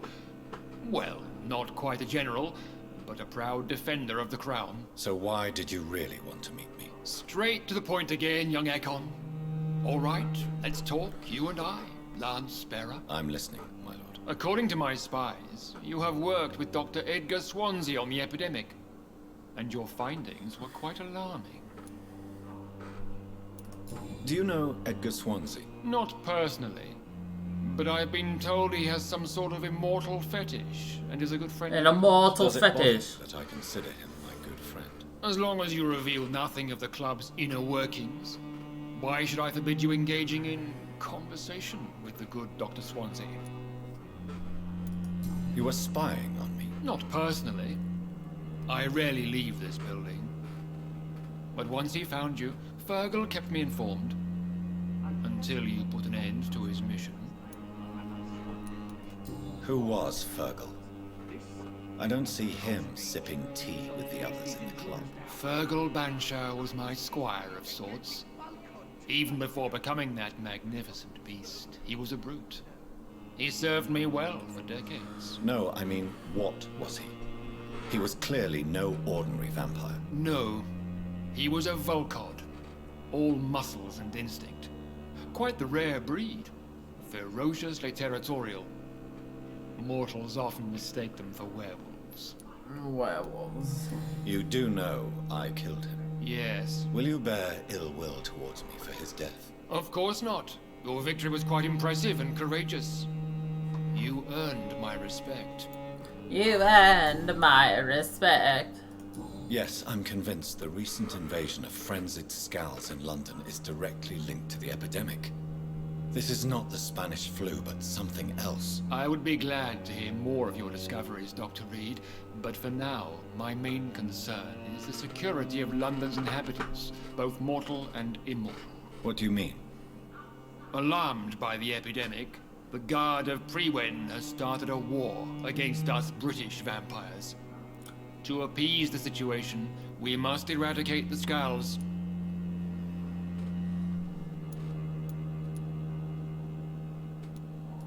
I have met peaceful and wise Skulls.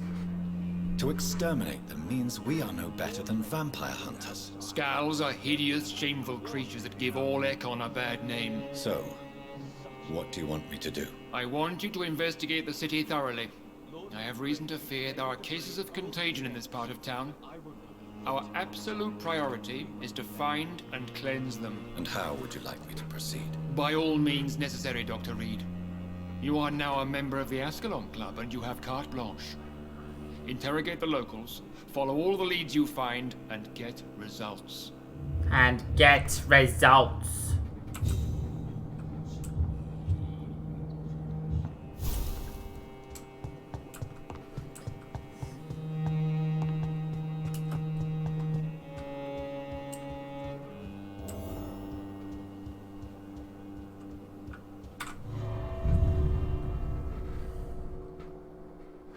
What do you mean, if your eyes look like that?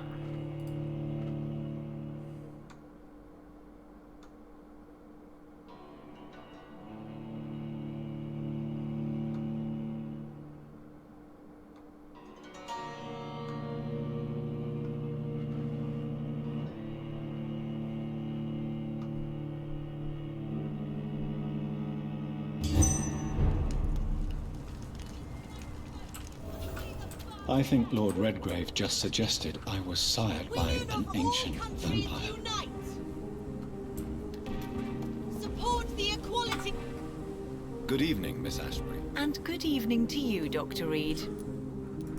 I'm investigating the source of the epidemic in this district. Have you noticed anything unusual recently? A few days ago, I spotted a strange house while campaigning for women's suffrage. Awful smell. No answer when I knocked. Where is it? It's the Mullaneys, a nice family who live in a big house near the park in the eastern part of this neighborhood. Goodbye, Charlotte. She's been quite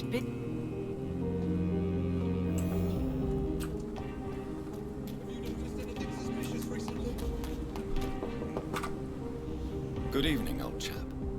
Are you all right? I won't lie. I'm investigating the source of the epidemic in this district. Can you help me? Infection is everywhere these days. But if you ever go to the park near that swanky house belonging to the Mullaneys... Yes? What about the Mullaneys? What about their house? Not enough noise for a big family with children. Not enough movement. Closed doors. What is going on in there? I wonder.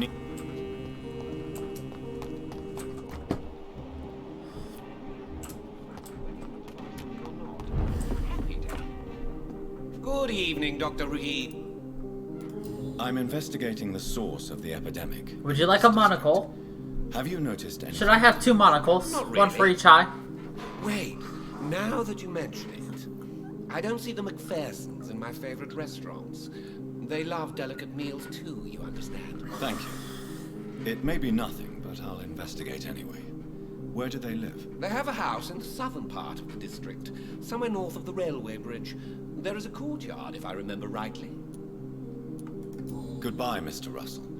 I'm sure you'll take care of yourself.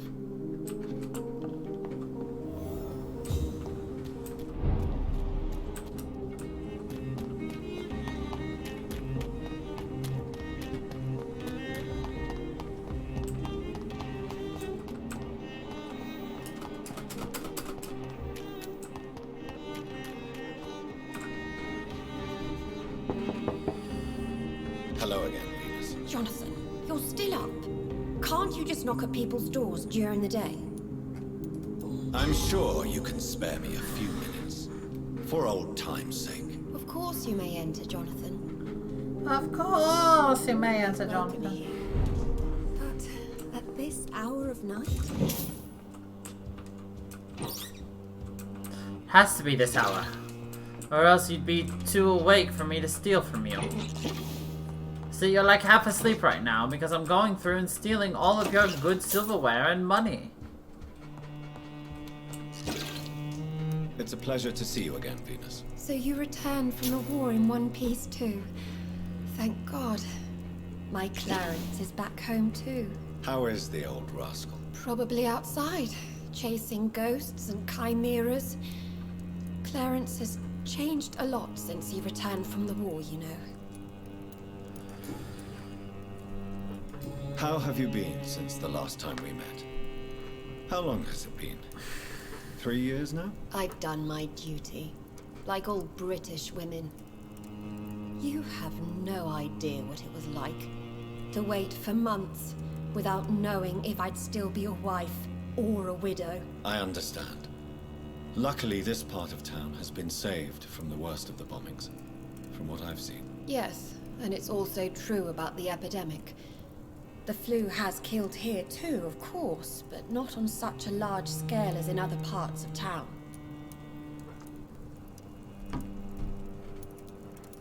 Have you noticed anything peculiar about the neighborhood recently? You mean except for your return to town? No. Oh, and again, Jonathan, please accept my condolences for your sister. Thank you, Venus. It was so sudden, and I've been so busy, I haven't spoken to anyone about it. I wish I could have assisted at the funeral, but you know, it's been so quick. And what with the epidemic in the streets? There's no need to apologize, my dear. It's normal, considering the circumstances. No, it's not. I am sure that Clarence has not even thought to present you his condolences.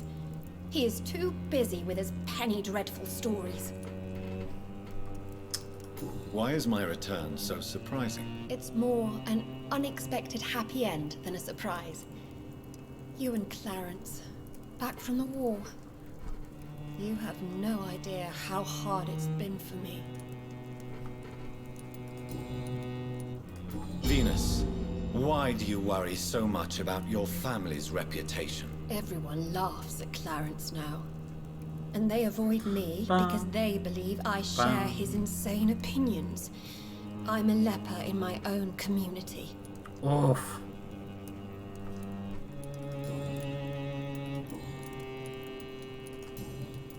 I'm investigating the source of the epidemic in this district. Have you noticed anything unusual? The McPhersons. I heard they locked themselves in their own house. They could just be afraid of getting sick. Perhaps you're right. But if I were you, I'd pay them a visit. A big house, reachable through a courtyard, to the north of the railway bridge. Well, that's two people worried about the McPhersons. Good. Alright, I'm gonna read you upstairs. I'm so sorry for your loss, Jonathan. Are your panties still in the second drawer? Yes, thank you. Panty red. Panty It's red. locked, all right. Panty red. We have rated the panties.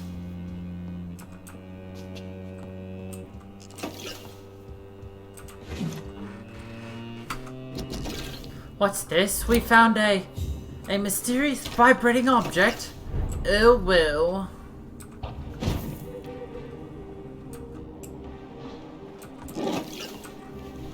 No invitation is needed to enter this building. That can't be a good sign. No sign of a struggle. It seems Charlotte's friend knew the killer and let him in. A killer? Blood. I should follow the trail.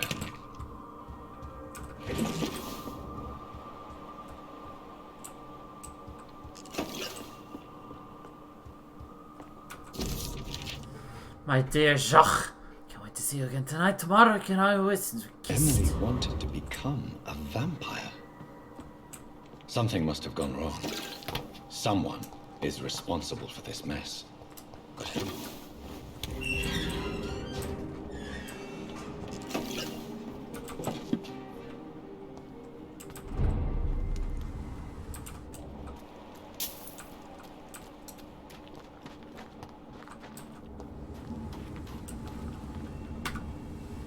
Who are you?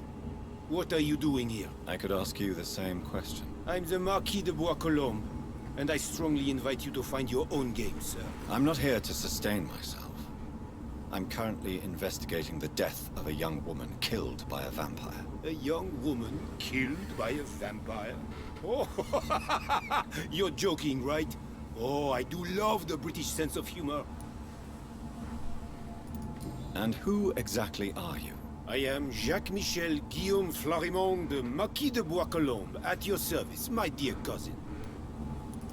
You're French, but your English is quite good. I was born in France, sir, but I consider myself a traveler of this world. So many countries, so many tantalizing tastes. Dear cousin, are we related? We could be of the same blood, my dear. I tend to consider all Econs as family, don't you? What are you doing here? I recently decided to visit London. I've always dreamed of visiting a city on the verge of collapse. Such a delicate, yet intense spectacle. Intense spectacle. You take pleasure from others' misery. I have been a totally depraved and immoral creature since the day I was reborn, sir. And probably before. What do you plan to do here? Take pleasure. Take pictures. Enjoy the show. Have fun. Believe me, I won't be the only foreign immortal who bought a ticket to the fair. I followed the trail of blood from her room to here. Oh, you're referring to that young woman. Yes, the meeting turned messy. I'm afraid I ruined my last redingote. So you admit you murdered her? I admit nothing, my good sir. I only regret the blood of that girl staining my clothes. Oh, blood can be so messy. What happened? She wanted to become one of us. Not the first time I have received such a proposal, but I must admit her direct approach tempted me. And then what? The body rejected my blood. It happens, you know, sometimes even with voluntary prey. At least her gurglings brought me some fun, until the artery burst. I believe you, sir. Emily's diary confirms your statement. Oh, Emily was her name. Quite charming. Well, mystery solved then. Yes, I suppose so. You can go. And so can you. Farewell, sir. May you enjoy the spectacle of this fallen city as much as I do.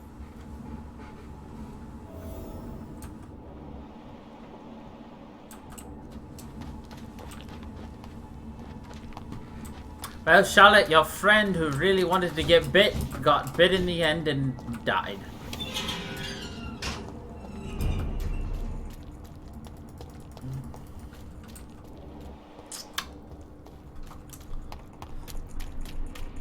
And that's just the way the cookie crumbles.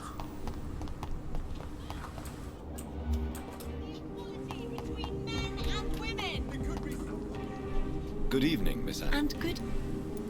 I have found out what happened to your friend, Emily. I can handle the truth. There's no need to hide the bloody details. Your friend was planning to become a vampire. She thought she'd met an honest one and made a deal with him. Unfortunately, Emily did not survive the process. My mother told me many times about the risks of being turned. I often suspected she exaggerated the danger to avoid me being tempted. No, the risk is real. Have you any idea what a body has to endure? To become an organism entirely consumed by its need to process and recombine blood. I should never have talked to Emily about vampires. I never thought she'd actually try it without me. Without me. Thank you, sir. Here, take this for your discretion. Goodbye, Charlotte. She's been quite busy. Ooh, Charlotte steak.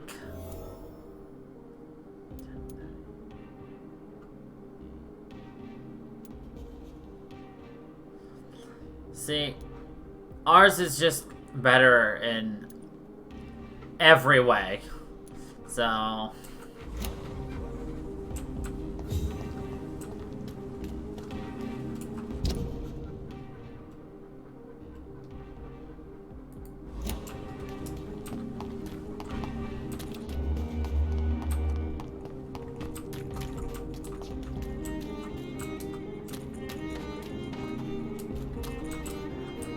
That building is under quarantine. Could this be what I'm looking for?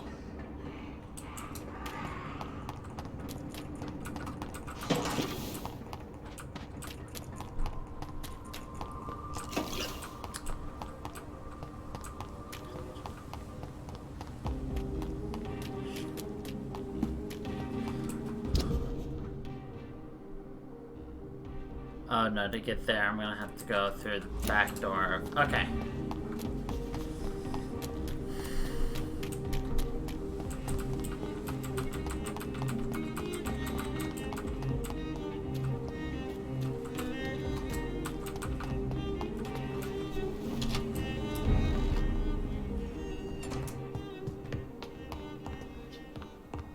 I love how we can just like cut through houses to, you know, get to where we need to go and stuff and things.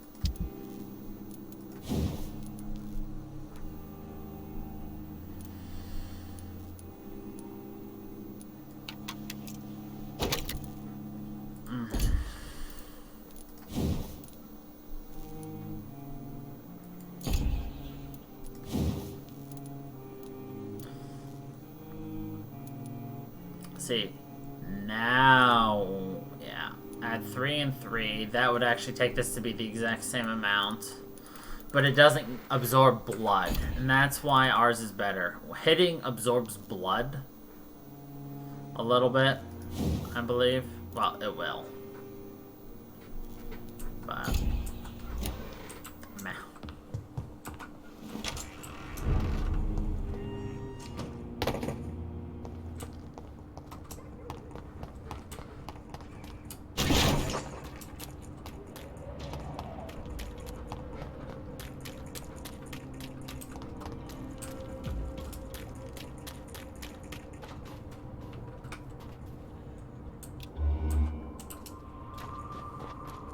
Oh. I didn't need to do that.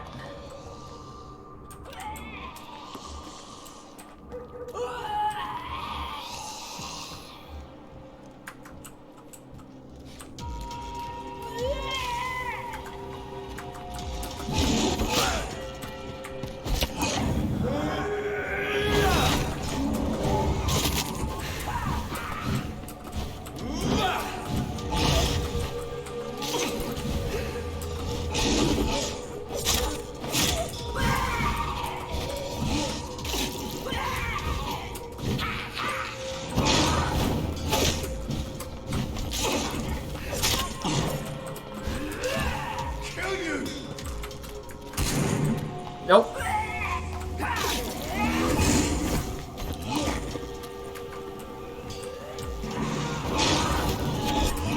Uh-oh.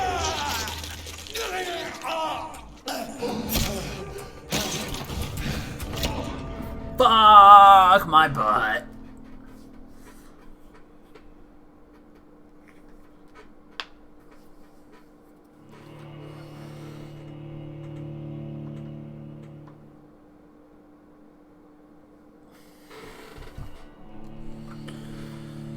Oh well, it happens.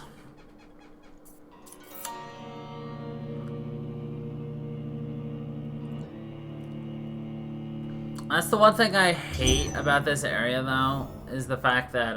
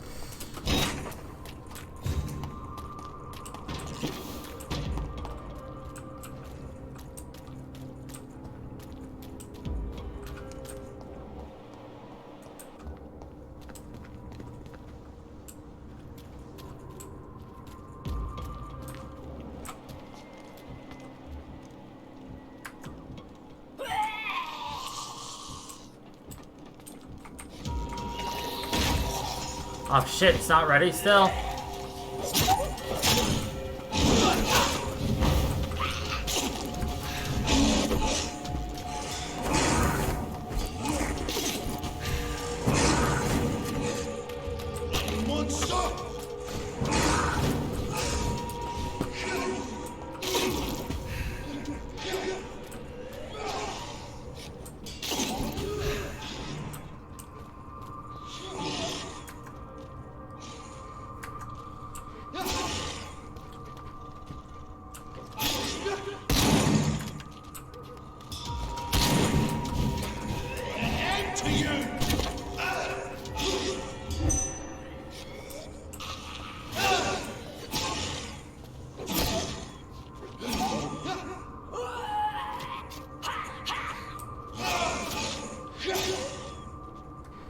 Ooh, who's gonna win? Who's gonna win? The vampires?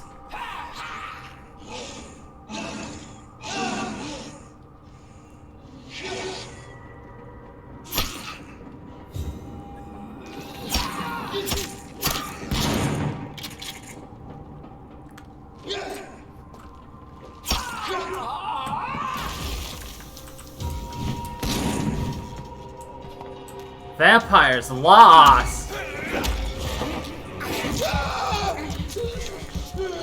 And I sucked the winners.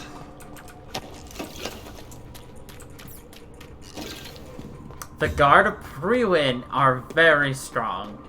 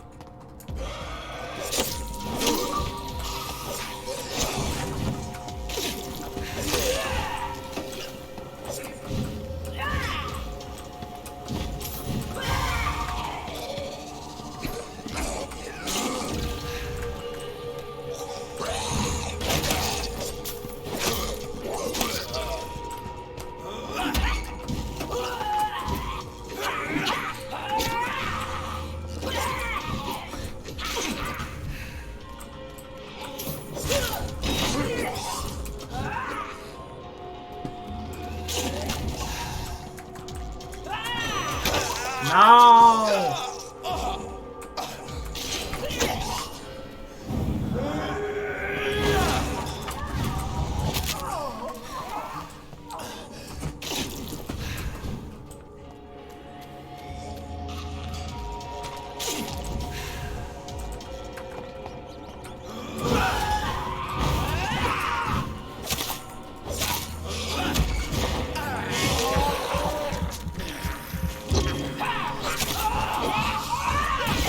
Are you kidding me? Ah, the fucking lock-on screwed me.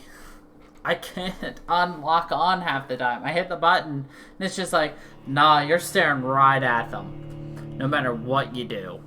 Ah. Oh well. It's okay.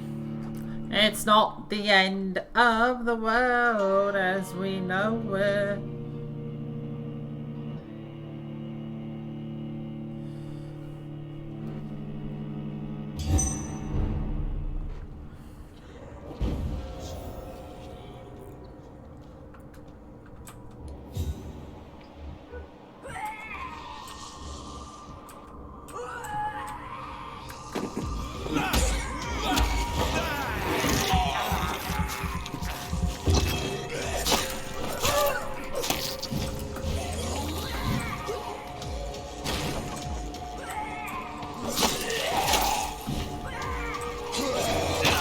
Fuck.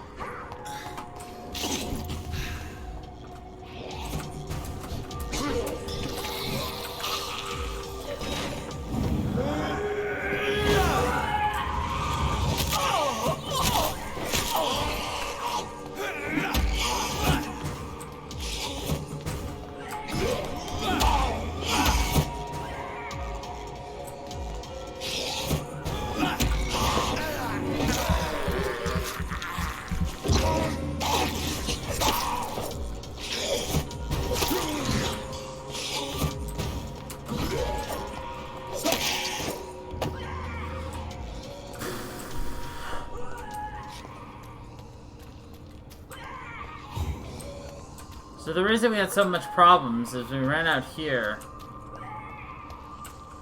and somehow triggered another person? Yeah.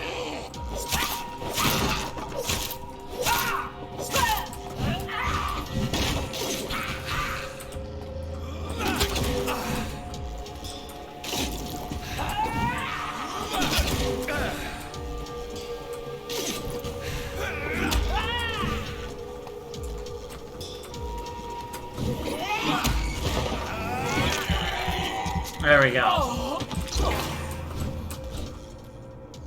I don't trust these bodies. I fully expect them to explode every time we kill them.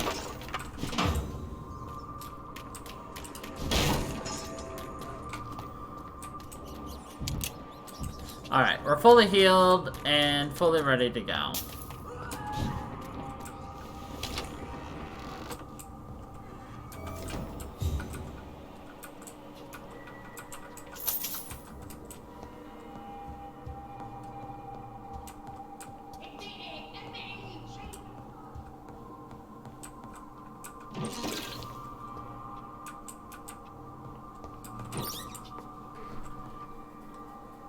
You infected the whole family! A remarkable pump action shotty!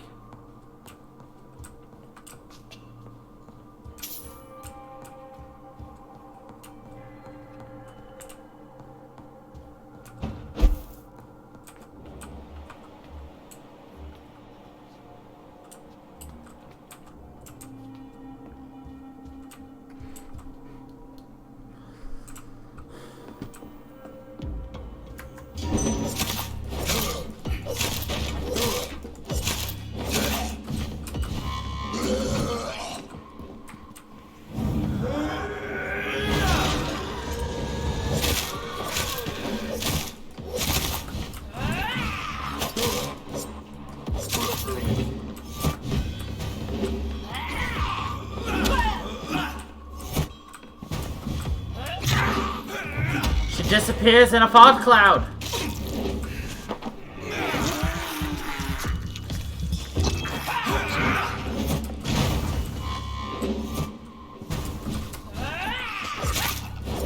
Could you imagine that's your ability? To just disappear in a fart cloud?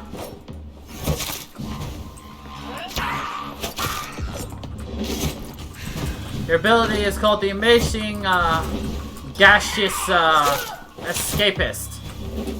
That's your superpower name. Gaseous Vanishes.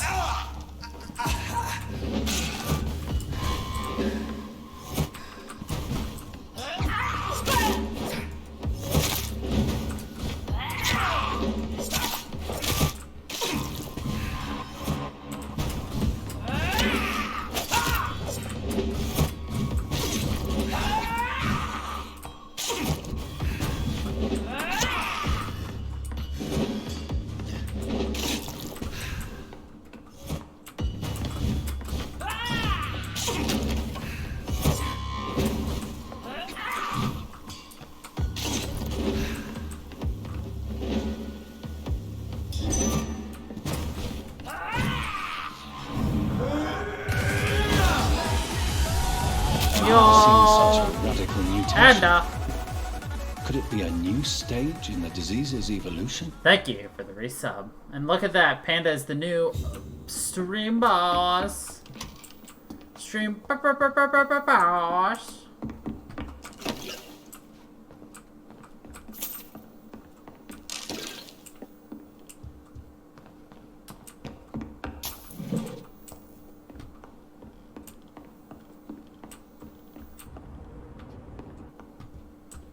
Wait.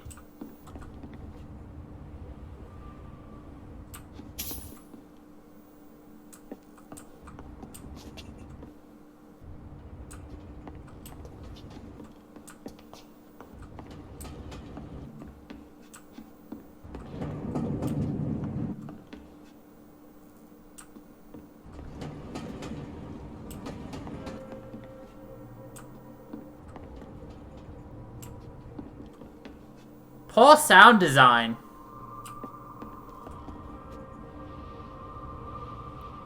Because we're outside now. And now we're indoors. Outdoors, indoors.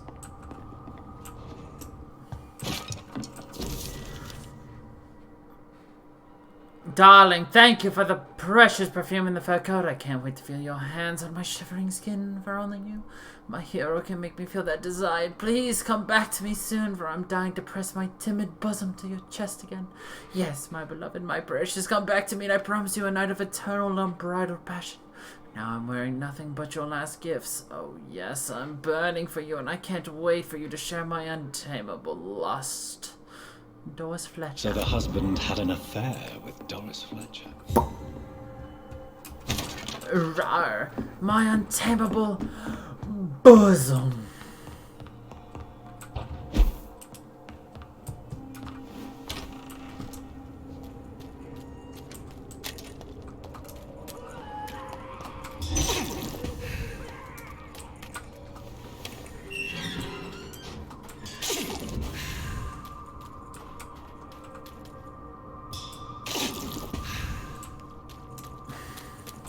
Actually, there are some rats we need to eat real quick.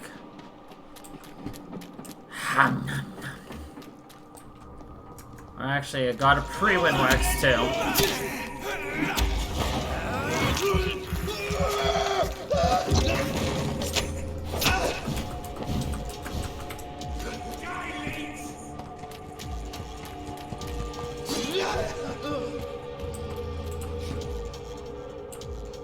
Safety. Don't fall, sir.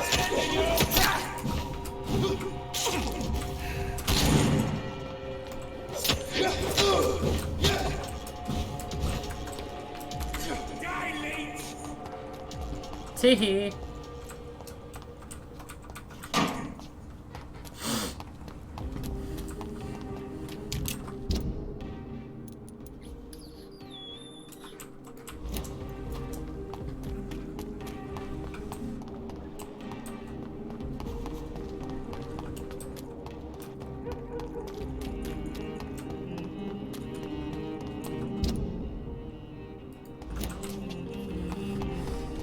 There is somebody in the sewers we do need to save at some point. Vampire hunters sniffing around here.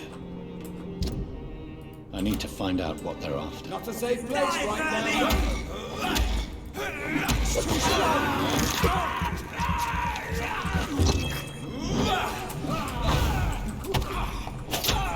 They cannot be defeated. No rest for the wicked.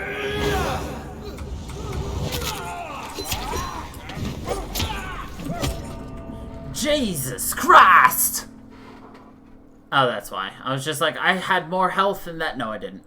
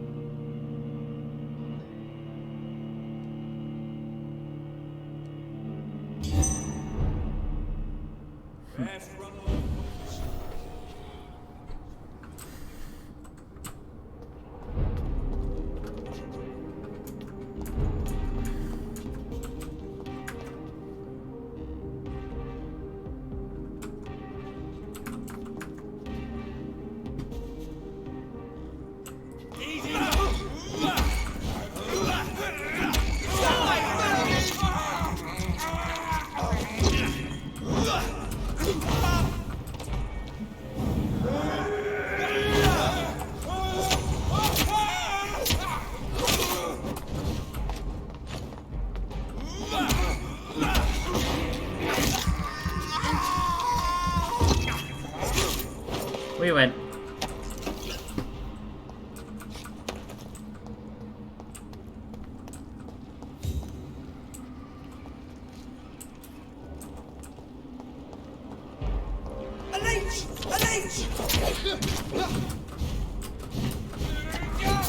We're stuck.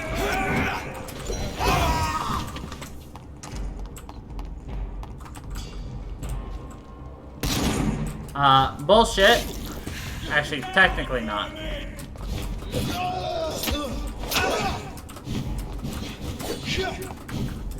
Oh god. Oh god, we're stuck. Ow.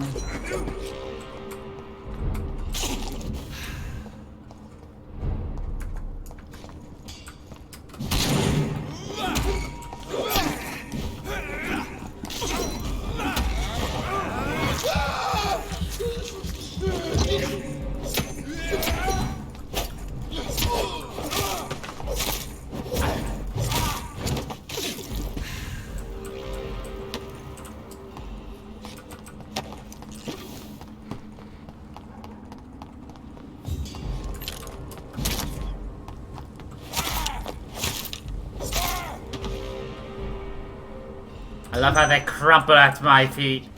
Dead. The McPhersons.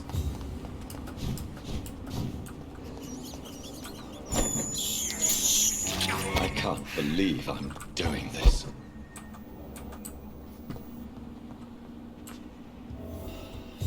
This woman's body has multiple lacerations. They're deep, too. Whoever did this was driven by rage.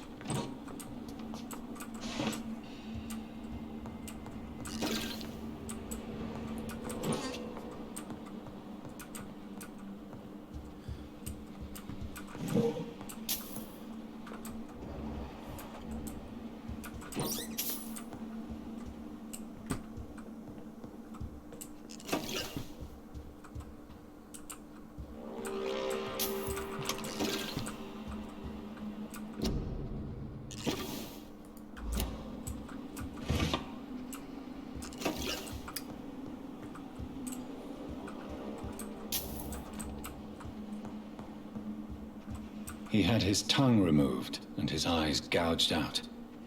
He was a victim of brutal torture. That does not look fun or delicious. His eyes were gouged out and his tongue was removed.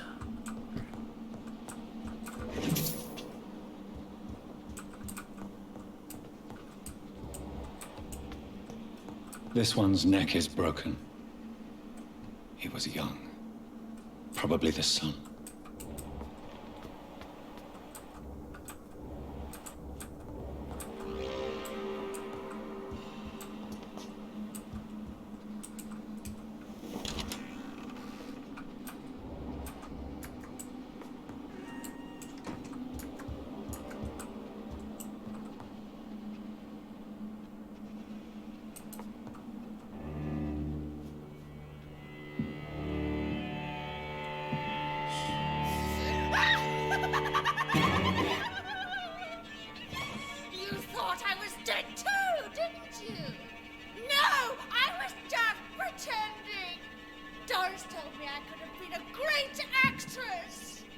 You killed your family.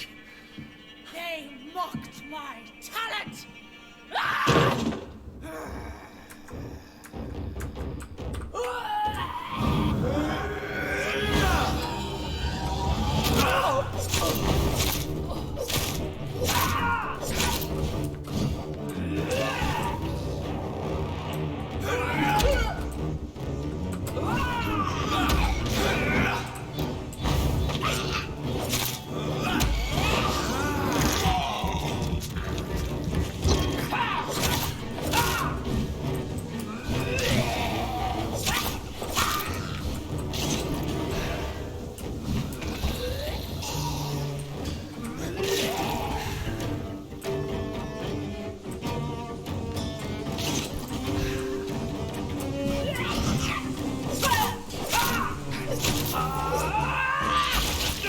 Forgot about that. I shouldn't have, because they always do that.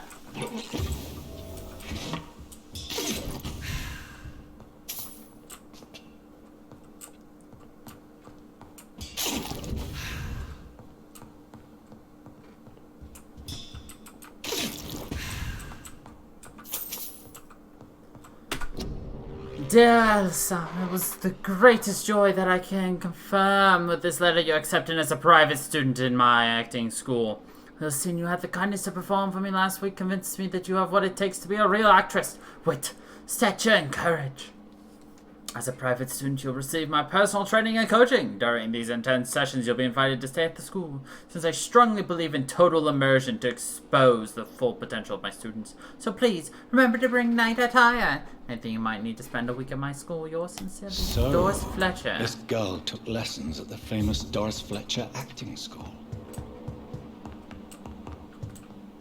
So...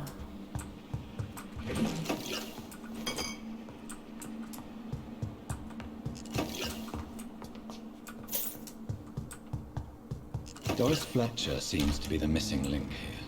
It can't just be a coincidence. I should go to her acting school.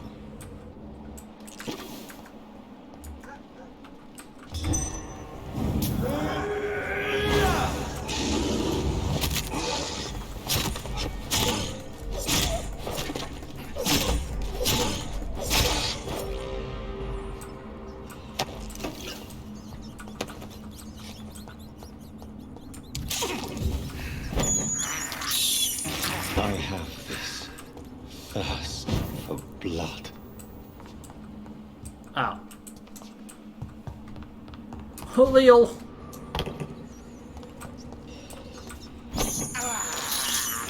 This is despicable. This is despicable. Alright, well, while we're here, we're gonna go this way up into here. Because actually up there is where we start the quest for the greatest and legendary weapon. Vampyr. And we go the other way.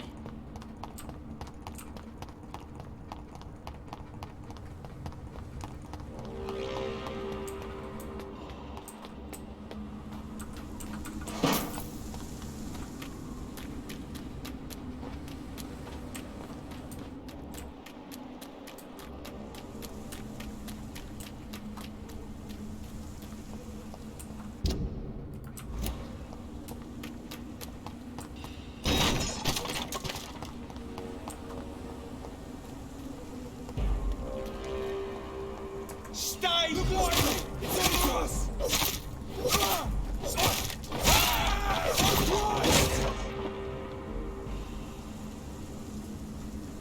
Oh god, he's dead! Oh well. Ah, scheißen, the Hosen! We got to go through this to get to there to get to the... Whatever. Run away. Actually, no, there's things in here we need to. Sir, no civilians allowed. Oh, my bad. Out! I'm talking to you, you twat! Not taking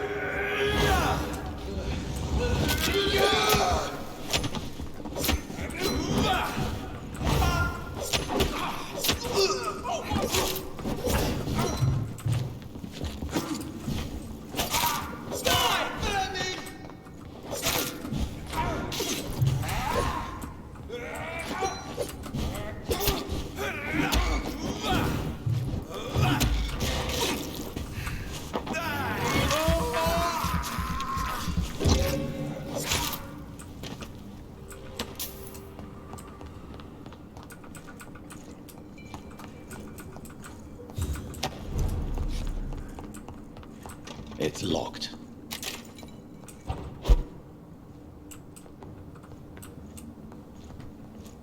Leech spotted! Watch out, boys! Die, vermin! Shit, that leech is fast!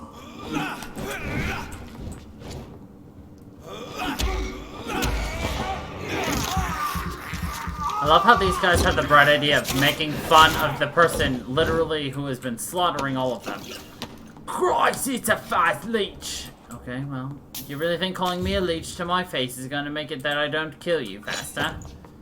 No, I will slaughter your bones.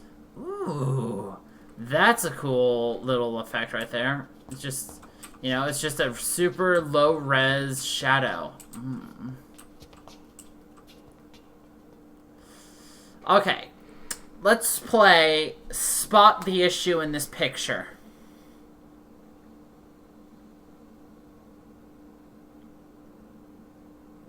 Raise your hand, class, if you have spotted the issue with this picture.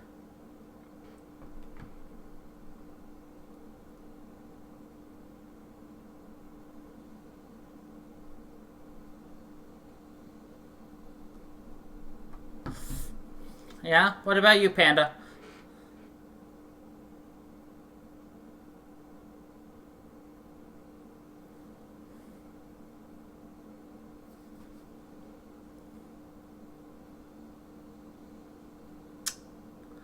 Well, as you can see, Jonathan is looking at us.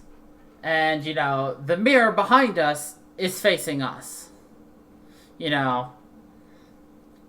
So, it's like... So, this is a good example of a mirror that's not actually a mirror. That is just literally a second version of this game running at the exact same time. With somebody mirroring exactly what we do.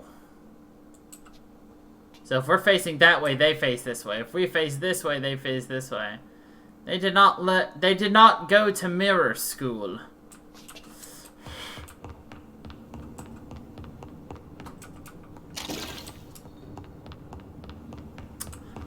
Yeah. It's bad. It's bad if I notice. Because I'm very inattentive.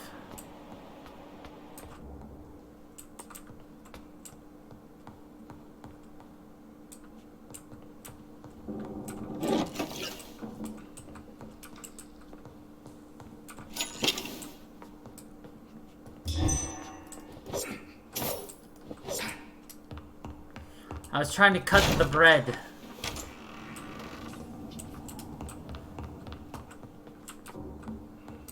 Nope. Once again, it's the wrong kind of mirror. Well, actually, that's actually reflecting a little bit, see? You can actually see his face reflecting, but then he turns around and it's wrong. Like, facing super close up, you can actually see a super low res texture of his face. That's not the back of his head.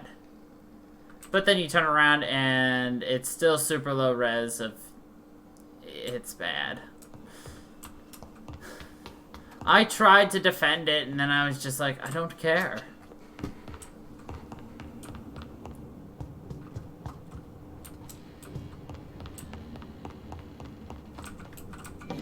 It's like, I tried to care, but it turns out I don't. Once again, these vampire hunters, there were, what, 5 of them? And they failed to find the 2 skulls directly next to them. Clearly nothing here.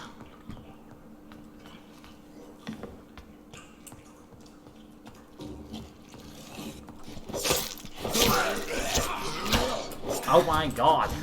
No.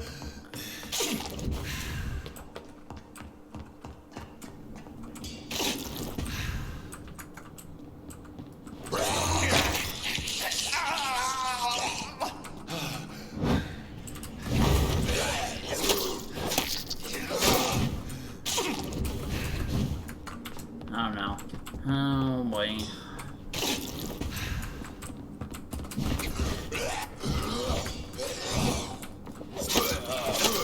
I'll be honest, we should have died there.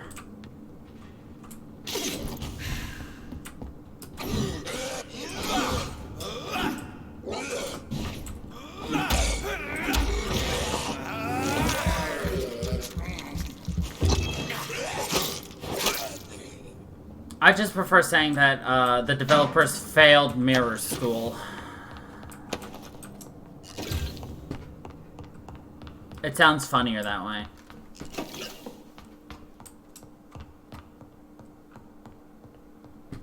More Braille. More Braille. I should bring this to Mason Swanborough.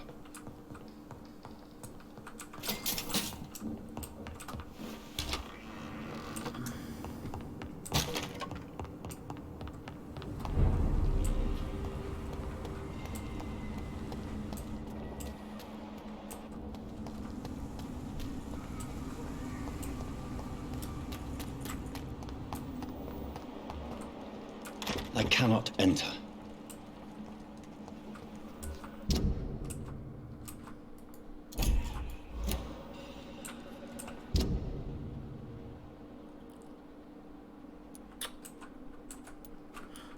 can't even get over there until the game lets us, can we?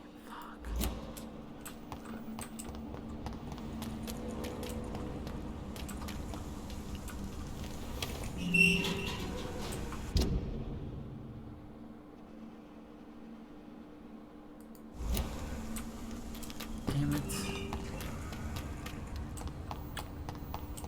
It's locked, all right. Damn it, damn it, damn it.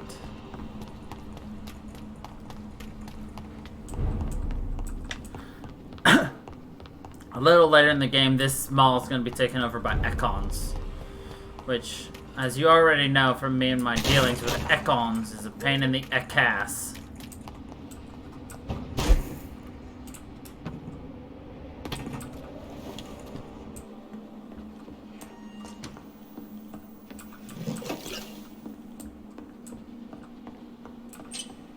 Fresh water. As long as it's not holy water, we'll find some use for it. Oh, hey, look, we found some fresh water. I wonder what we could possibly use this fresh water for. Alright, I want to see if we can't somehow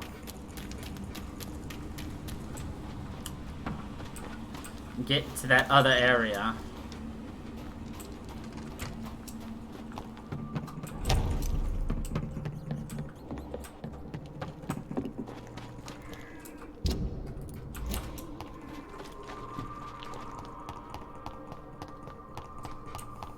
The Swanborough cordial can be the answer to...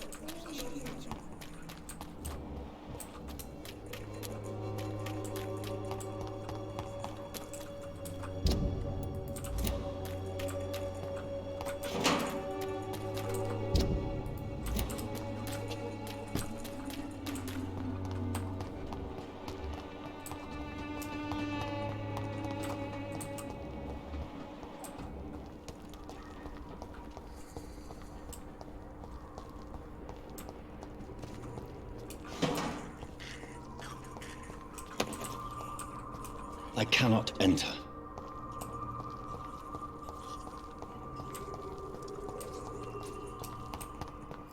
Just thread the needle. Perfect. 9:30. I don't want to start Doris Fletcher's theater.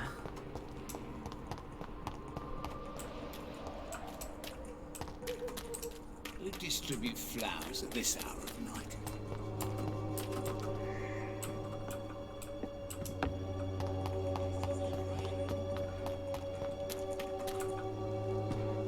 You never...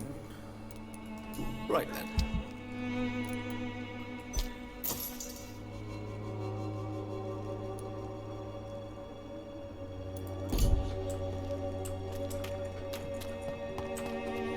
I guess we'll go give the book to Swanborough. Yes, fine.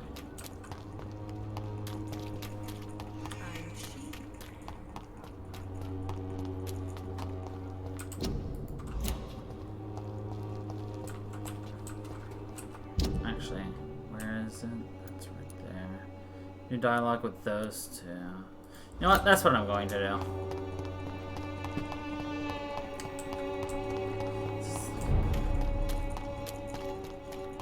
You're feeble! You're feeble!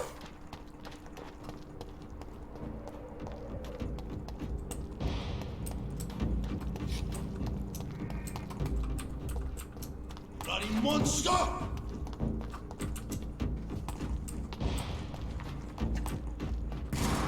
This is my territory!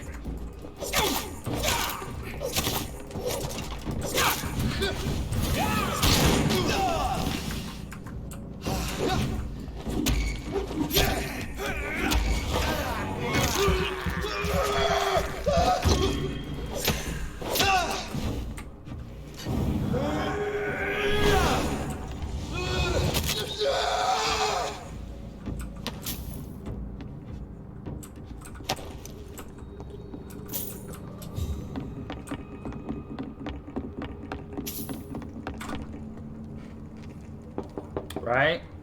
Good evening, Mr. Swanborough. Is it you, Doctor?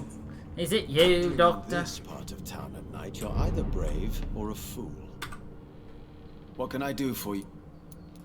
Here is another page of the diary we were talking about. Ah, now we're talking. Ingredients, dosages, dangers, and side effects. This is it. Is the diary complete now? No. The author tested his work in a hidden laboratory.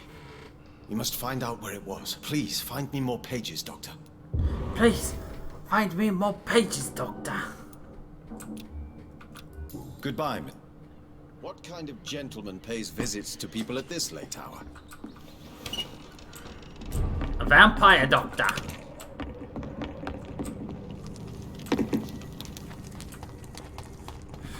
Alright.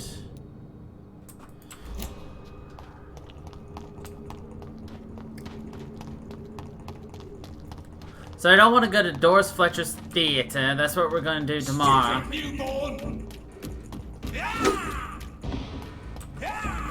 Or next week, not tomorrow.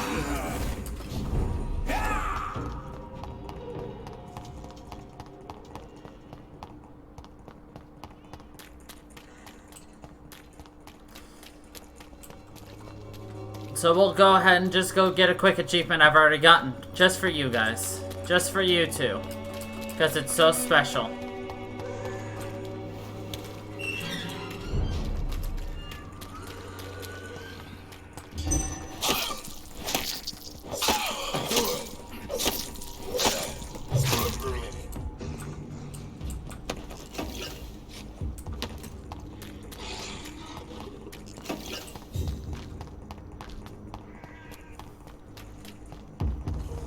Please, sir. Can't let you through. You're mine! It's one of them!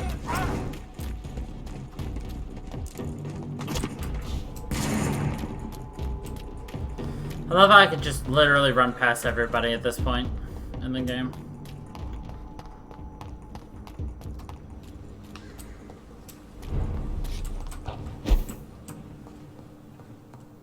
Done. There we go. We got the Life is Unstrange achievement, even though I already had it. Because we watered the plant! Yay!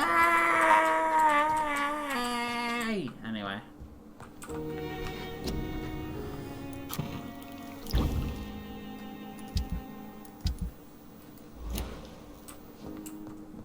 Of course, 3.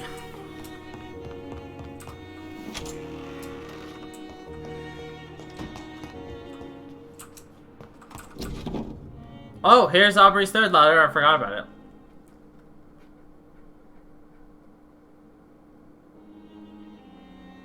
Southwark. My departure for France as a promising student. My return as a brilliant surgeon. About to be killed.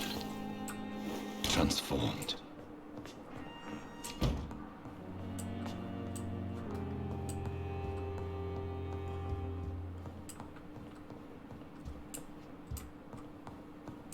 It's locked.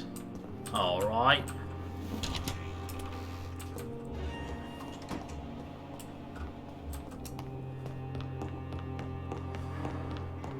So we got a new conversation with Dr. Swansea.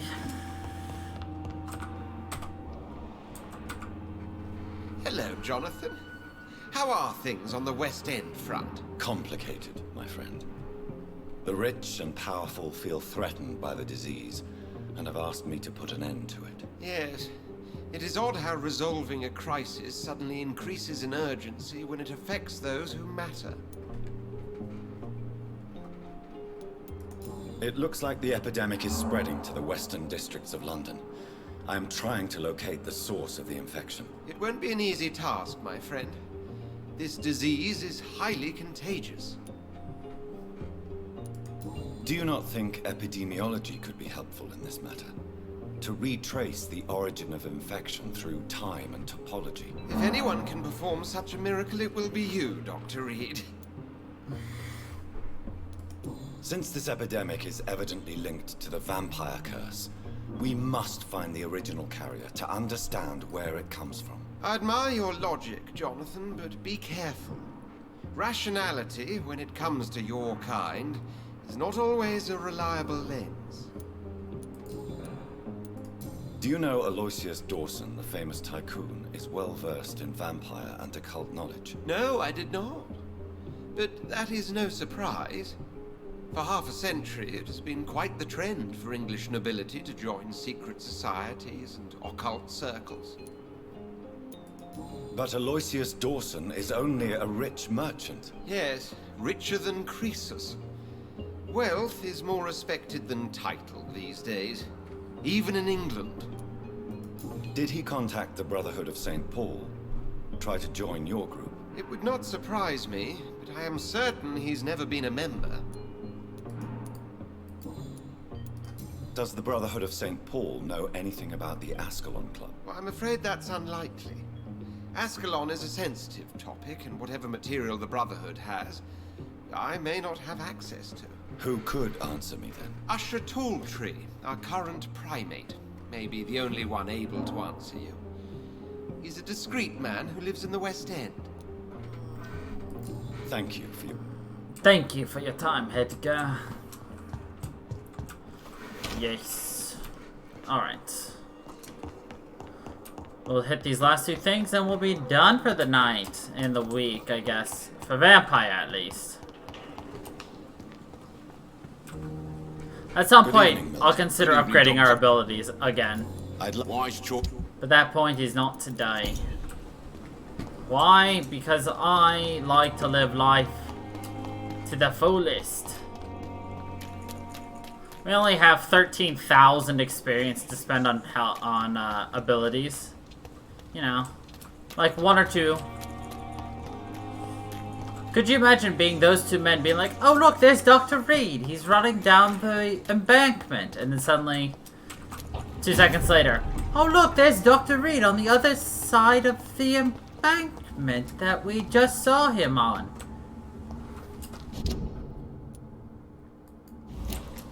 Meow.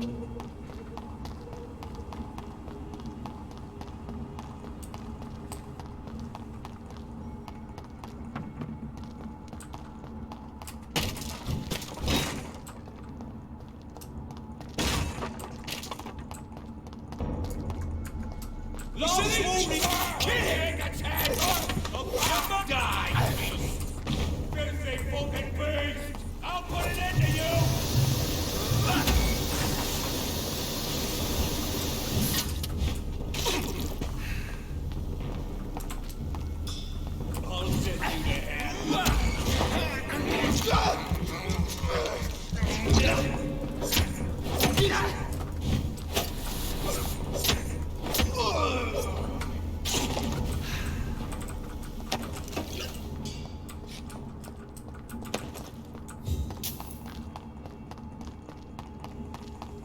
I figured cleaning up the streets for Lady Ashbury would be a good use of our time.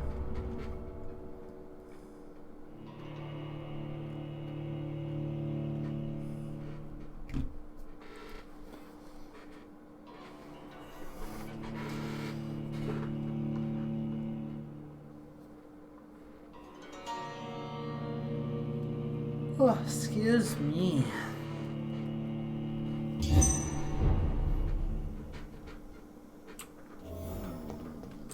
And where is our fair lady? Good evening, Jonathan. I love how... How are you? I'm still investigating from inside the Ascalon Club. Can we talk? Of course, my dear. I love the atmosphere within here. It's just like woodwinds and reeds and a very nice, you know. How is your investigation going? I have decided to explore beyond the dictates of reason. What do you mean? You may on occasion find this house closed when you visit me. If so, it is because I have gone undercover. Sort of. Sort of. Who are you going to surveil? I hope you're not considering spying on McCullum or the Guard of Prewen. No. I intend to ask a few questions in parts of town I rarely venture into. Dirty places where a delicate lady like myself should never be seen. When will you return? As soon as possible. And I don't intend to stay away for long. There are many paintings adorning the walls here. Yes? Did you paint them? No, my dear. But some of them. I have had a long time to learn from the best. I'm currently working on what could be my greatest masterpiece. What is this masterpiece? Your portrait, my dear Jonathan. It will be my gift to you, if I ever have time to finish it. Have you met any famous painters? Are you trying to divine my age by cross-checking historical dates, my dear? That's a devious parlor trick. Well, Elizabeth, I tried my best. Don't I deserve some reward at least? Well, if you must know, I even posed for the greats. Now that you know it, you may recognize me when visiting museums. I have investigated new sources of infection, and I may have found a new type of skull. One suffering from heavy mutations that is extremely contagious. Scowls come in various forms, you know. They are simply degenerate versions of their makers. I believe these families are different, and I'm currently pursuing a lead. I know I can find the true source of contagion by finding who created these creatures. That would be great news. Be very careful, my dear, when dealing with such creatures. My dear. Goodbye, my dearest. Goodbye, my beloved. I love how they speak like this just so soon. Like, they've known each other for like 2 nights. My dearest, my beloved, Van Gogh.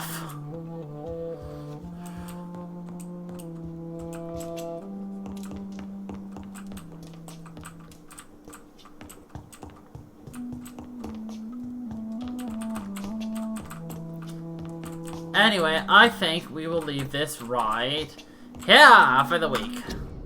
Mostly because I don't want to have to... Well, actually, hold on. Let's let it autosave by going out the door. But, yeah. Exactly. But, yeah, we're gonna leave it here because, other than a few side quests, we're about at the point where it's just like a boom, boom, boom, boom, boom. So, yeah. I think we will definitely start our new game by October. Something to keep in mind. So, anyway, thank you everybody for watching. I hope you all enjoyed. And until the next time, everybody. Sure, bye bye.